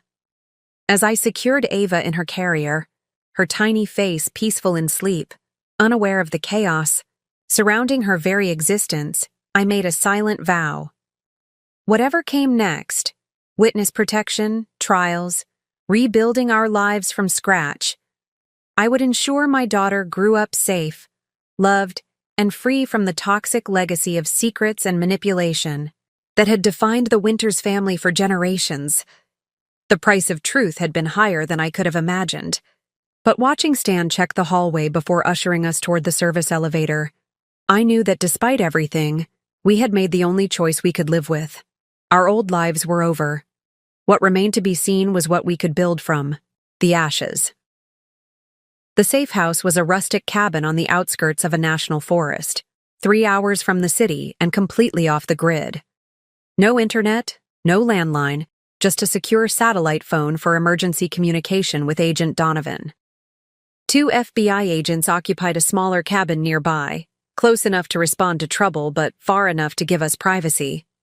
Ava seemed to sense the tension, fussing more than usual as I paced the cabin's main room, trying to soothe her. The past week had been a blur of movement, from hotel to temporary safe house to another hotel, and finally to this isolated cabin, never staying in one place long enough for Callum's network to track us. "She might be picking up on our stress," Stan observed, watching us from the doorway where he'd been bringing in supplies. The FBI had stocked the cabin with essentials, but Stan had insisted on making a supply run with an agent to get specific items he knew I preferred. My favorite tea, the only baby formula that didn't give Ava gas, the lavender lotion I used on her after bath time. These small considerations both touched and confused me. They were reminders of the attentive husband I'd thought I knew, the man who had paid attention to my preferences and habits. How could that same man have participated in his mother's scheme, even if his intentions were complex? "When does Agent Donovan arrive?" I asked, changing the subject. "Around noon." Stan checked his watch. "Another hour or so. He's bringing the final witness protection paperwork. If we sign, we leave tomorrow morning." The reality of that decision hung heavy between us. Sign the papers, and Mona and Stan Winters would effectively cease to exist.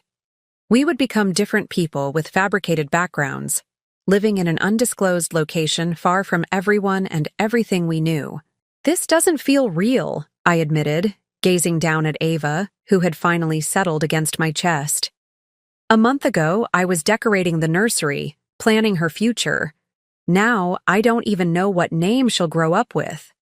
Stan approached cautiously, as if afraid I might reject his presence. When I didn't move away, he gently touched Ava's cheek with his finger. "I know this isn't what you signed up for when you married me." "No," I agreed. "It isn't." A heavy silence fell between us, filled with unspoken questions about our future. Were we staying together out of necessity? For Ava's sake? Because we still had feelings for each other despite everything? I wasn't sure I knew the answer myself. "I need some air," I said finally. "Can you take her for a while?" Stan nodded, carefully accepting Ava into his arms with practiced ease. Whatever else had happened between us, his love for our daughter was genuine and unwavering. Outside, the autumn air was crisp and clean, the forest around the cabin alive with natural sounds so different from the city. I walked to the edge of the small clearing, staying within sight of the cabin as Agent Donovan had instructed. The isolation was both comforting and unnerving, safe from immediate threats but far from help if something went wrong. My phone had been confiscated days ago, replaced with a basic burner for emergencies only. No social media, no contact with Crystal or anyone from my previous life. I had managed one brief supervised call to tell her I was safe, but couldn't provide details. The fear in her voice had been palpable, and the forced vagueness of my responses had left us both unsatisfied. The sound of an approaching vehicle interrupted my thoughts. Checking my watch, I frowned. Agent Donovan wasn't due for another 40 minutes. I moved quickly back toward the cabin, heart racing. A black SUV with tinted windows came into view, moving slowly up the unmarked dirt road. Not the government issue, sedan Donovan usually drove. I burst through the cabin door. "Someone's coming! Not Donovan! Stan reacted immediately, placing Ava in her portable bassinet and reaching for the satellite phone. Get in the bedroom. Lock the door. What about you? I'll handle this. The agents should have seen the vehicle approaching. They'll be here any minute. Something in his tone made me hesitate. Stan, what aren't you telling me? He met my eyes, a complex mixture of emotions crossing his face. Just get Ava to safety. Please. Against my better judgment, I scooped up Ava and retreated to the bedroom, locking the door as instructed. Through the window, I could see the SUV stopping in front of the cabin. The door opened, and a man stepped out. Tall, distinguished, with silver hair and an expensive suit that seemed out of place in the rustic setting. With a jolt, I recognized him from news photographs. Callum Reeves. The man who had lost everything because of our evidence. The man who had threatened my daughter. Panic surged through me. Where were the FBI agents? How had Callum found us? I reached for the burner phone in my pocket, ready to call for help. When I heard the cabin's front door open, Stan's voice carried clearly. You're right on time. Not surprise, not alarm, just calm acknowledgement. My blood turned to ice as the implications hit me. Stan had been expecting Callum. He had arranged this meeting. I pressed my ear to the bedroom door. Ava clutched protectively against me. Is she here? Callum's voice, smooth and cultured with a hint of a British accent. Safe. In the bedroom with the baby, Stan replied. But we don't have much time. The FBI agent will be here in less than an hour. Then let's make this quick. Do you have what I asked for? I heard movement, the sound of papers being unfolded. Account numbers, access codes, everything you need to unfreeze the Singapore holdings, Stan said. It's all there. About 40. Millions still untouched by the authorities. And in exchange? You leave us alone. Permanently. No threats, no surveillance, no retaliation. Callum laughed softly. Your mother said you were the soft one, too principled for your own good. Yet here you are, making deals with the devil. I'm protecting my family, Stan replied, his voice hardening. Something my mother never understood. She saw Ava and Mona as extensions of her control. I see them as my responsibility, my future. Touching, Callum replied dryly. But you realize this is just the beginning? Once the FBI has me in custody, they'll offer deals, reduce sentences in exchange for information. I have quite a lot. I could share about the Winters family operations.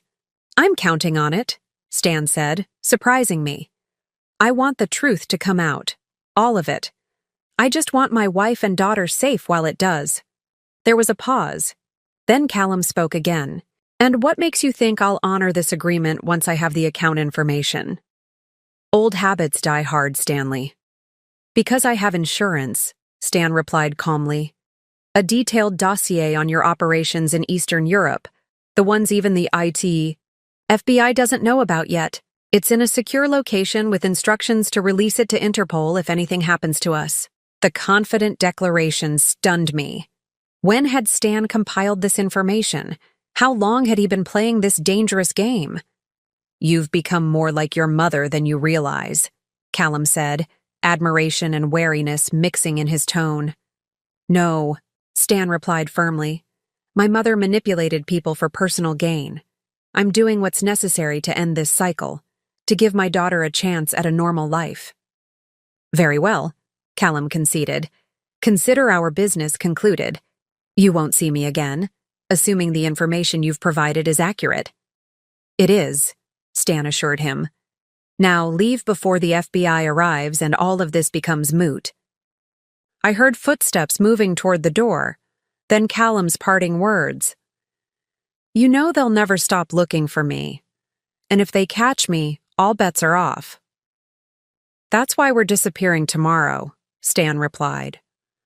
New identities, new location. Consider our slate wiped clean on both sides. The door closed, and seconds later, the SUV's engine started. I remained frozen in place, my mind reeling from what I'd just overheard. Stan had made a deal with Callum behind my back, behind the FBI's back.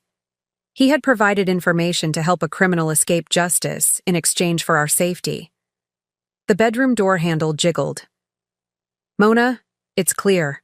You can come out now." I unlocked the door but remained where I was. Ava still held protectively against me. Stan stood in the doorway, his expression unreadable. "You heard?" he said. It wasn't a question. "Every word," I confirmed, my voice surprisingly steady despite the storm of emotions inside me. "You went behind my back. Again." Stan held my gaze. "I did what was necessary to keep you and Ava safe." "By helping a criminal escape justice? By trading information for our safety?" My voice rose despite my efforts to remain calm. "That's exactly what your mother would have done, Stan." He flinched as if struck. "No, my mother acted out of greed and control. I acted out of love." "Love doesn't justify this," I countered. "What happens when Agent Donovan arrives? Are you going to lie to him too?" The question hung between us, the final test of whether Stan had truly changed or was still manipulating events, and me, to suit his purposes. Stan's shoulders slumped under the weight of my question. The confidence he'd shown with Callum evaporated, leaving a man who looked worn down to his core. "I wasn't planning to lie," he said quietly. "I was going to tell Donovan everything after Callum was gone, after I knew you and Ava were safe. And you think he'll just understand? That the FBI will overlook you aiding a federal fugitive? No, I expect there will be consequences." Stan met my gaze directly. "But they'll be my consequences, not yours. I made sure of that." Before I could respond, the sound of tires on gravel announced another arrival. Through the window, I spotted Agent Donovan's sedan pulling up, followed by a second vehicle with 2 more agents. "That's Donovan," I said unnecessarily. "You need to decide right now, Stan. Truth or more lies." He took a deep breath, squaring his shoulders. "Truth, all of it. No more secrets." The next hour unfolded like a scene from a movie I was watching rather than living. Stan confessed everything to Agent Donovan. The meeting with Callum, the information he'd provided, the deal he'd made. The agent's face progressed from confusion to disbelief to controlled fury. "Do you have any idea what you've done?" Donovan demanded, pacing the small cabin. "You've compromised a federal investigation, potentially allowed a dangerous criminal to escape justice." "I protected my family," Stan interrupted firmly. "Something your security measures were failing to do." Donovan's face reddened. "We had round-the-clock surveillance." "Yet Callum knew exactly where to find us," Stan countered. "Either your team has a leak, or his resources are far beyond what you've estimated. Either way, my wife and daughter remained at risk." I stood by the window, Ava sleeping in my arms, listening to the 2 men argue. Despite my anger at Stan's deception, I couldn't deny the logic of his argument. Somewhere, somehow, security had been breached. "We need to move you immediately," Donovan finally decided. "This location is compromised." "No," I said, surprising all of us. No more running. 3 pairs of eyes turned to me. "Mona," Stan began gently, "it's not safe." "It never will be," I interrupted. "Not as long as we're reacting to threats instead of addressing the root cause." I turned to Agent Donovan. "What if we could bring Callum in? What if we could convince him to surrender voluntarily?" Donovan looked skeptical. "Mrs. Winters, Callum, Reeves has evaded international law enforcement for years. He's not going to turn himself in." "He might," I insisted, "if the alternative is worse." Stan studied my face, understanding dawning in his eyes. "The insurance policy, the dossier on his Eastern European operations," I nodded. "You said it's in a secure location with instructions to release it to Interpol if anything happens to us. What if we accelerate that timeline? Give Callum a choice. Surrender to U.S. authorities or have his most damaging secrets exposed worldwide. You're suggesting we blackmail a dangerous criminal, Donovan said, but I could see him considering the possibility. I'm suggesting we use the leverage we have, I corrected. Stan's already crossed a line by meeting with him. Let's make that meeting count for something beyond our personal safety. Stan looked at me with a mixture of surprise and admiration. You're willing to take that risk? After everything that's happened? I'm tired of being a victim, Stan. Tired of running, of hiding, of watching over my shoulder. That's not the life I want for Ava. I held his gaze steadily. I want this to end. Completely, not just temporarily. Agent Donovan's phone rang, interrupting our discussion. His expression grew increasingly grim as he listened. When? Are you certain? Keep me updated. He ended the call, turning to us with a heavy sigh. That may have been our only chance. Callum's private jet took off from a small airfield 30 minutes ago, heading east. He's gone. Stan shook his head. No, he's still reachable.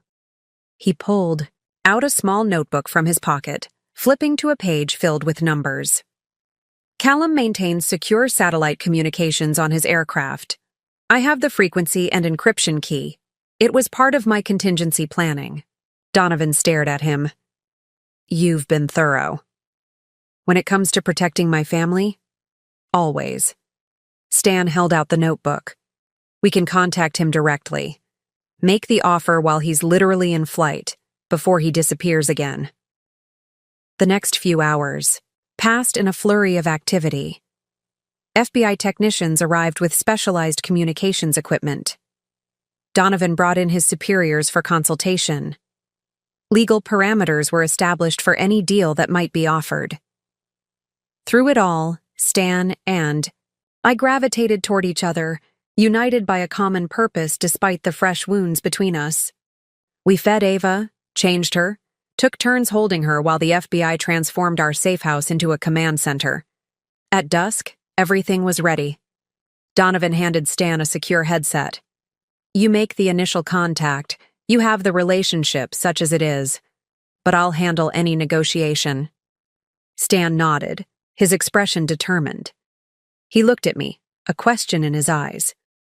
Go ahead, I encouraged quietly. End this. The call connected on the third attempt. Callum's voice came through the speakers, initially wary, then incredulous as Stan laid out the situation, the FBI's presence, the dossier, the choice being offered. You're bluffing, Callum said finally. The information you have isn't that damaging. Stan's reply was calm, measured. The documents detail your operations in Belarus, Romania, and Ukraine. Names, dates, account numbers, connections to government, officials who facilitated the movements of certain products. A long silence followed.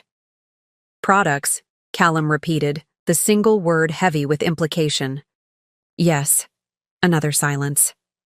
And what exactly are you offering? Donovan leaned forward, taking over. Mr. Reeves, this is Special Agent Marcus Donovan, FBI. In exchange for your voluntary surrender and full cooperation regarding Winters Holdings' financial crimes, the Department of Justice is prepared to limit charges to the financial aspects of your operations. The other matters would remain sealed. Conditional on what? Full disclosure of all offshore accounts connected to Winters Holdings, testimony against Roberta Winters, and your permanent severance of all connections to the Winters family or their business interests. The negotiation continued for nearly an hour, details hammered out with the precision of a high-stakes business deal. I watched Stan throughout, noting the tension in his jaw, the white-knuckled grip on the table edge. Finally, Callum spoke the words that changed everything. Have a reception team at Geneva International Airport in 9 hours.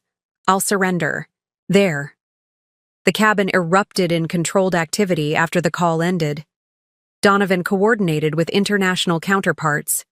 Additional agents arrived to manage logistics. In the midst of the commotion, Stan and I found ourselves alone on the cabin's small porch, Ava asleep in her bassinet between us. "It's really ending," I said softly, watching the sunset paint the sky in brilliant orange and pink. "After everything, it's actually ending." Stan didn't immediately respond. When I turned to look at him, I was startled to see tears tracking silently down his face. "Stan?" "I've spent so long living in fear," he said, his voice rough with emotion. "Fear of my mother, fear of Callum, fear of losing you and Ava. Making decision after decision based on that fear." He looked at me, vulnerability naked in his expression. "I don't know who I am without it." The admission struck a chord deep within me. For all his privilege and wealth, Stan had been a prisoner of his circumstances, just as I had been. "You're Ava's father," I said simply. "You can start there and figure out the rest." He nodded, wiping at his face. "And us? Is there still an us to figure out?" I looked down at our daughter, peaceful in sleep, blissfully unaware of the transformative events surrounding her first days of life. "I don't know yet," I answered honestly. "There's been too much deception, too many betrayals. But today, you chose truth. That's a beginning." As night fell over the forest, bringing stars into view above the trees, we sat in companionable silence. Not reconciled, not healed, but no longer actively bleeding. Whatever came next, Callum's surrender, Roberta's trial, the rebuilding of our shattered lives, we would face it from a foundation of truth rather than fear. For the first time since going into labor, I felt something like hope for our future. 6 weeks passed with remarkable speed. Callum Reeves surrendered as promised at Geneva International Airport, triggering a cascade of events that dominated financial news worldwide. The full extent of the Winters Reeves money laundering operation became public knowledge, sending shockwaves through elite business circles and prompting investigations into several other prominent families. Roberta, faced with Callum's cooperation and overwhelming evidence, finally agreed to a plea deal, 20 years in federal prison in exchange for full disclosure of her financial crimes. The investigation into Stan's father's death continued, but preliminary findings supported the theory that his heart attack had been chemically induced. Through it all, Ava grew and thrived, oblivious to the legal storms surrounding her family name. Her first genuine smile came the day after Callum's surrender, a memory I treasured despite the circumstances. We had relocated again, this time to a comfortable house on the outskirts of Santa Fe, New Mexico. Not witness protection, Callum's surrender had eliminated that necessity, but a fresh start away from the media frenzy still surrounding the Winters name in our former city. Stan had rented his own place nearby, giving us space while maintaining regular contact for Ava's sake. He visited daily, sometimes staying for hours, sometimes just long enough to hold his daughter and ensure we had everything we needed. The distance between us remained, neither fully resolved nor completely insurmountable. Crystal had flown out, to stay with me for 2 weeks, her steady presence a balm during the transition. She'd returned home reluctantly, extracting promises of regular video calls and updates on Ava's development. On a crisp autumn morning, as I sat on the porch watching the Sangre de Cristo Mountains change colors with the rising sun, Amelia's call came through. "The asset division is complete," she said without preamble. "The judge signed off on everything this morning." I took a deep breath. And? Better than expected. After government seizures and legal fees, approximately $32 million remains in untainted assets. The judge awarded you personal control of 40%, with the remainder in trust for Ava. The figure shouldn't have surprised me. We'd been negotiating for weeks, but hearing it confirmed made it suddenly real. Nearly $13 million. A fortune by normal standards, a fraction of the original Winters wealth. "What about Stan?" I asked. He receives a similar division of what remained of his personal holdings, about 20 million total. The house you shared has been released from the lien and awarded jointly to both of you, to sell or maintain as you decide. I thought about the nursery I'd so lovingly prepared, now sitting empty thousands of miles away. I don't think either of us wants to go back there. Understandable, Amelia said. There's one more thing. Roberta's personal attorney contacted us this morning. She's requesting a meeting with you. I nearly dropped the phone. With me? Not Stan? Specifically, you.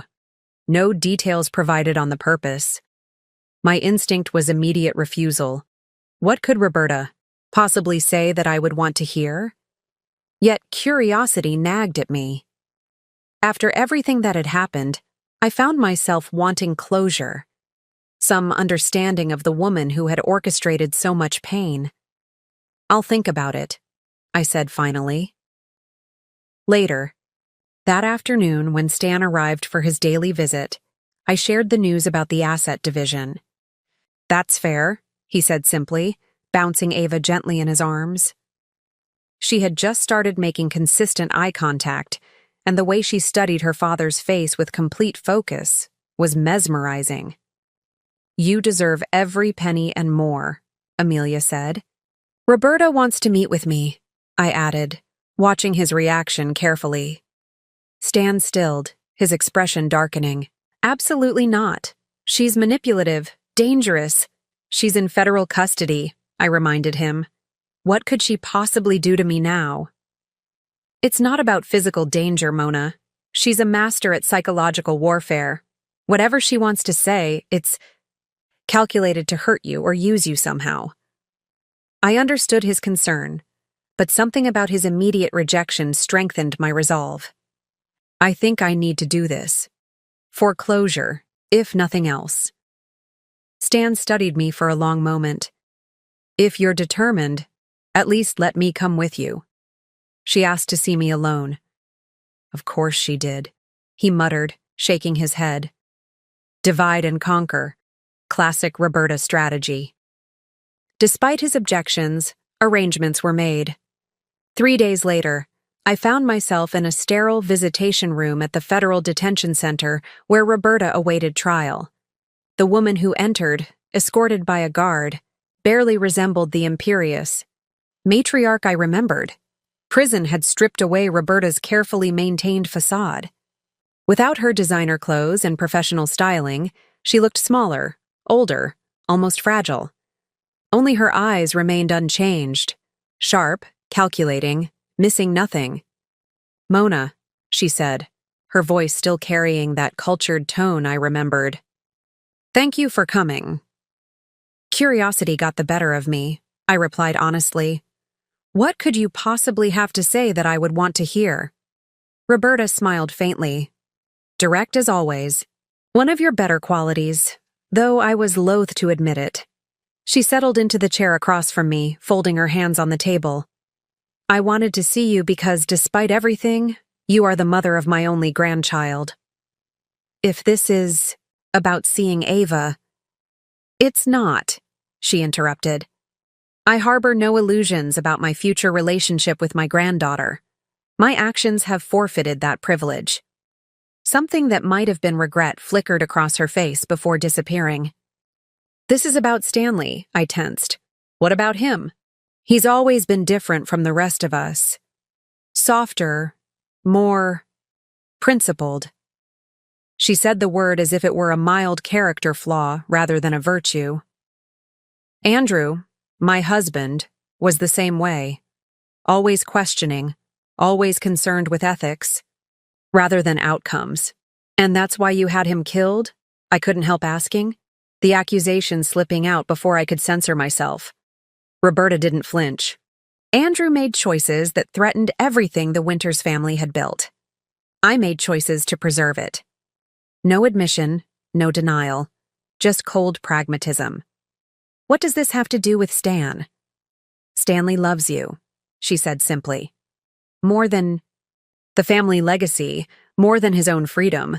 He proved that when he gave up everything to protect you and the child, That kind of love is unusual, valuable. I remained silent, unsure where she was heading with this strange conversation. I won't pretend to approve of his choices, Roberta continued. I find them bewildering, frankly, but I respect the clarity of his conviction. She leaned forward slightly. Don't punish him forever for the sins of his family, for my sins. The request, so unexpected, so incongruous coming from this woman, left me momentarily speechless. Why do you care? I finally asked. You've never approved of me, never wanted me in your family. Roberta's expression shifted, revealing a complexity I hadn't previously recognized. You were never the sophisticated, socially connected daughter-in-law I envisioned. But you have proven formidable. You withstood betrayal, manipulation, threats to your child, and emerged not just intact, but victorious. A hint of reluctant admiration colored her tone. The Winters family has always valued strength, even when it operates against our interests. This doesn't change anything, I said, finding my voice again. Your approval or disapproval means nothing to me. Nor should it, she agreed readily. I simply wish to acknowledge that whatever happens between you and Stanley, it should be decided on its own merits, not as a rejection of his family legacy.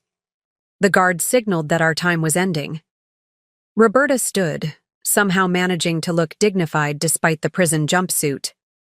One last thing, she said. There is a small music box in my personal effects.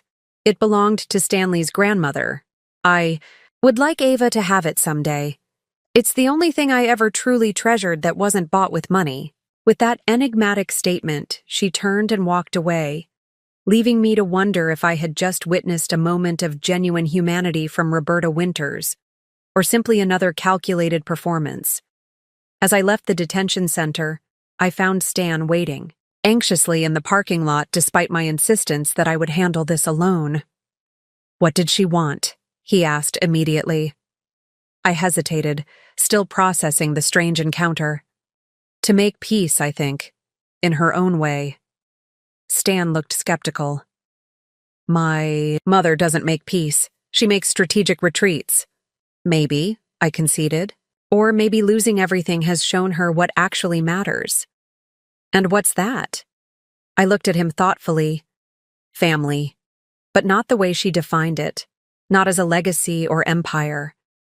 Family as people who love and protect each other. As we drove back to the hotel in silence, I found myself contemplating Roberta's words about Stan's love being unusual and valuable. Was she manipulating me even now? Or had she recognized something true about her son that deserved acknowledgement? The mountains rose in the distance, ancient and enduring, a reminder that our human dramas, however intense, were fleeting in the grand scheme of things. Whatever decisions lay ahead, they would be mine to make, free from Roberta's influence. At last. 3 months after our move to Santa Fe, life had settled into a new rhythm. Ava was thriving, growing stronger and more alert each day.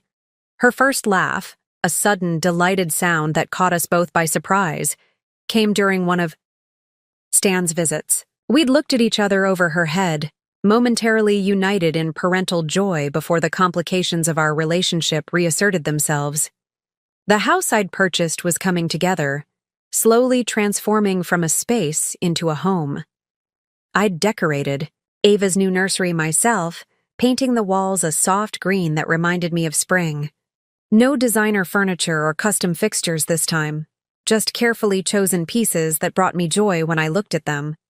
Stan had found work with a small investment firm, using his financial expertise without the baggage of the Winters name.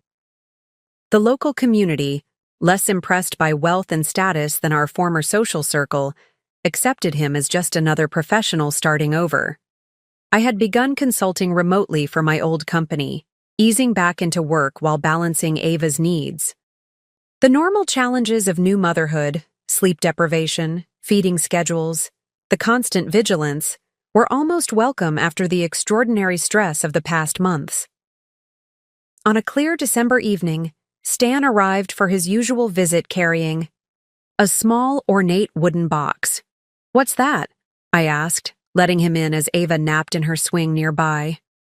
"The music box," he explained, setting it on the coffee table. "From my mother. The prison released her personal effects to Paolo, who passed. This on to me." I studied the box warily. Anything from Roberta came with emotional complications. "It's been in the family for generations," Stan continued. "My grandmother used to play it for me when I was small."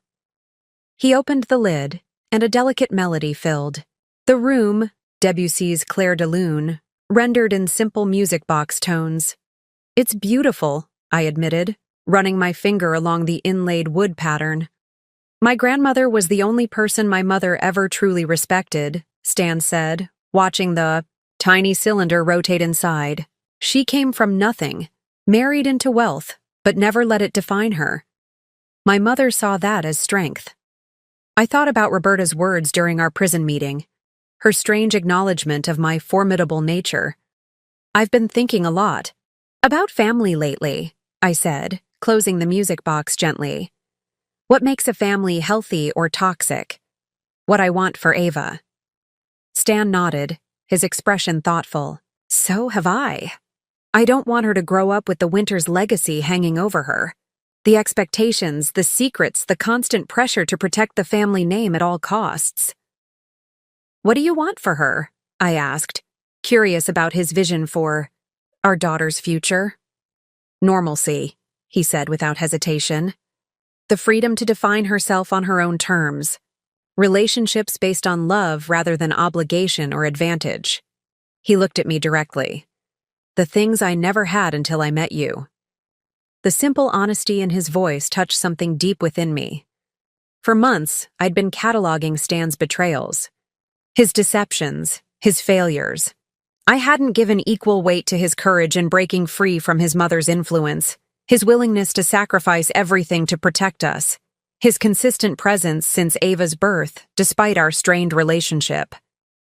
"I've been unfair to you," I said quietly. Stan looked surprised. "How?"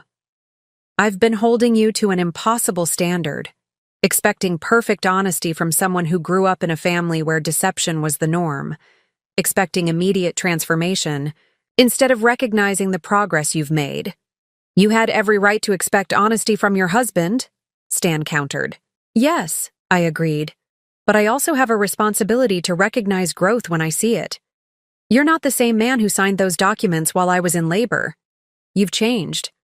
As if sensing the emotional shift in the room, Ava stirred in her swing, making the soft cooing sounds that usually preceded waking. Stan moved to her automatically, gently lifting her into his arms with practiced ease. Watching them together, Stan murmuring nonsense words that made Ava's eyes widen with interest, I felt something loosen in my chest. Not forgiveness exactly, but the beginning of acceptance. The recognition that healing, like grief, wasn't linear. "Would you like to stay for dinner?" I asked impulsively. Stan looked up, surprise and hope mingling in his expression. "I'd like that very much." It wasn't a grand reconciliation or a dramatic declaration of forgiveness. Just a small step toward a new equilibrium. One built on shared love for our daughter, mutual respect, and the possibility that in time, the wounds between us might heal, enough to build something new. 1 year after Ava's birth, we gathered in the backyard of our Santa Fe home to celebrate her first birthday. The setting was modest compared to what the Winters name might have commanded in our previous life. A simple cake, balloons tied to the porch railing, a handful of guests including Crystal, who had flown in for the occasion, and a few local friends we'd made. Stan arrived early to help set up, moving easily between the house and yard with the familiarity of someone who spent significant time there. In the past few months, our careful dinner invitations had evolved into family movie nights, weekend outings to the farmer's market, and the occasional shared meal that stretched late into the evening with conversation. We weren't back together. Not officially. Stan maintained his separate residence, though he stayed over more frequently when Ava was fussy or sick. But something had shifted between us. A gradual rebuilding of trust through small, consistent actions rather than grand gestures.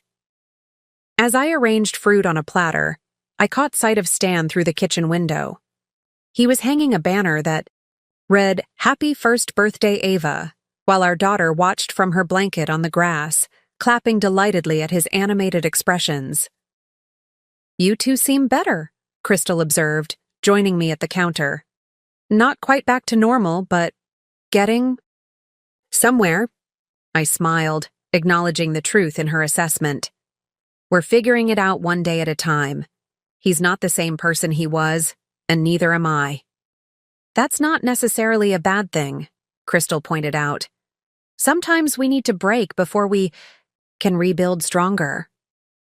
The wisdom in her words struck me. So much had been broken in the past year. Our marriage, our trust, our illusions about wealth and family. Yet from those broken pieces, we were carefully constructing something new, something perhaps more resilient because we now understood its fragility. Later, as our small gathering sang "Happy Birthday" to a wide-eyed Ava, I found myself overwhelmed with gratitude. Not just for our daughter's health and happiness, but for the unexpected journey that had brought us here, to this simple celebration, surrounded by genuine connection rather than the artifice of the world we'd left behind. The Thao, Winter's fortune had been decimated, the family name tarnished by scandal. Roberta remained in prison, her empire dismantled. Yet standing in our modest backyard, watching Ava smash cake between her tiny fingers while Stan captured the moment on camera, I felt wealthier than I ever had in our mansion. After the guests had departed and Ava was bathed and settled into her crib, Stan and I found ourselves on the back porch, sharing a bottle of wine beneath the vast New Mexico sky. "I got a letter from my mother today," Stan said after a comfortable silence. "She's been transferred to a minimum security facility. Says the music theory classes she's teaching give her purpose." I raised an eyebrow, skeptical but willing to consider the possibility of change, however limited. "Do you believe her?" Stan shrugged. "I believe she's adapting. It's what she's always done." He swirled the wine in his glass thoughtfully. "She asked about Ava, about you." "What did you tell her?" "The truth. That we're finding our way. That Ava is amazing." He looked at me, his expression open. "That I'm grateful every day for this second chance, even though I didn't deserve it." "We all deserve second chances," I said softly. "It's what we do with them that matters." Stan reached across the space between our chairs, his hand extended in invitation. After a moment's hesitation, I placed my hand in his. "I was thinking," he began carefully, "that maybe I could look for a place closer to here, not moving in, just nearby, for Ava's sake." I interlaced our fingers, the familiar contours of his hand both strange and comforting. "Or you could stay here sometimes. In the guest room," I added quickly. "Also for Ava's sake." Hope flickered across his face, cautious but unmistakable. "I'd like that." As the stars emerged above us, I reflected on the extraordinary year behind us. The betrayal that began in a delivery room had set in motion events neither of us could have predicted. The collapse of an empire, the reveal of long-buried crimes, our escape to this new life far from everything familiar. Yet amid the chaos and pain, we had discovered essential truths. That wealth without integrity was poverty in disguise. That family meant protection and love, not control. That trust, once broken, could be rebuilt. Slowly, imperfectly, but genuinely. The journey wasn't over. We had years of healing ahead, complex emotions to navigate, a daughter to raise with awareness of both her heritage and the freedom to define herself beyond it. But sitting beneath the stars, hand in hand with the man, who had once betrayed me and then sacrificed everything to make it right, I felt something that had been missing for too long. peace. It's been 2 years since that day in the delivery room when my entire world was turned upside down. 2 years since I discovered my mother-in-law changing my husband's will while I was bringing our daughter into the world. 2 years of rebuilding, rediscovering, and reclaiming my power. I'm sitting here in our garden in Santa Fe, watching Ava chase butterflies in the afternoon sun. Stan is grilling dinner on the patio, occasionally catching my eye with a smile that still holds traces of gratitude. We've come so far from those dark days, yet the journey continues to shape us. I wanted to share my story not because it's extraordinary, though the hidden cameras and FBI investigations certainly made it dramatic, but because beneath the sensational details lies a universal truth that many of you might recognize. Sometimes the people closest to us are the ones who can hurt us the most deeply. When I look back at the woman I was before all this happened, trusting, perhaps naive, defined largely by my marriage and impending motherhood, I barely recognize her. That woman believed security came from external sources: a wealthy husband, a prestigious family name, a beautiful home. What I've learned through fire is that true security can only come from within. To those of you watching who feel trapped, controlled, or manipulated by family dynamics that drain your power, I see you. I understand the confusion of loving someone while recognizing they're causing you harm. I know how easy it is to doubt yourself when those who should support you are the ones undermining your confidence. But here's what I want you to know. You are stronger than you realize. When my in-laws threw me out with nothing but the clothes on my back, I thought I'd lost everything. I hadn't. When Stan betrayed me during my most vulnerable moment, I thought our relationship was destroyed beyond repair. It wasn't. When Roberta threatened my daughter's future, I thought I would never feel safe again. I do. Not because circumstances magically improved, but because I discovered resources within myself I never knew existed. I found courage to fight back, wisdom to seek allies, resilience to rebuild from ashes, and eventually, compassion to understand that even those who wrong us are fighting their own battles. The wealth and privilege that once seemed so important have fallen away. What remains is infinitely more valuable: self-reliance, genuine connections, the knowledge that I can weather whatever storms come next. If you're in the midst of your own storm right now, remember this. Your value is not determined by what others try to take from you. Your worth is not measured by what you own or who claims to love you. Your power cannot be diminished unless you surrender it. Trust your instincts. Document everything.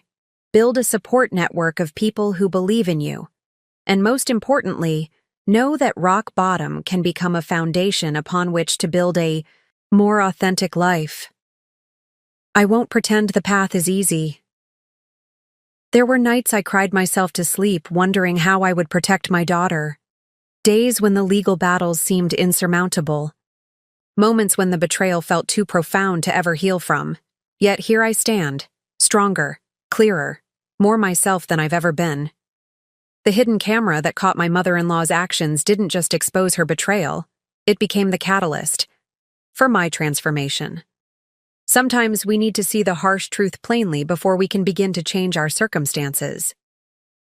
As for Stan and me, our relationship is different now, built on honesty rather than illusion, strengthened by shared adversity rather than material comfort. I no longer need him to feel complete, which ironically has made our connection more genuine than ever before. If my story has resonated with you, if you see reflections of your own struggles in what I've shared, I hope you'll take this message to heart. You deserve better than manipulation disguised as love. You have the right to set boundaries, even with family. You possess everything you need to rebuild when systems of control collapse around you. The world wants us to believe that women, especially mothers, should sacrifice everything for family harmony, that we should tolerate disrespect to keep the peace, that we should silence our intuition when it warns us something isn't right. I'm here to tell you that the opposite is true. Your voice matters. Your instincts protect you.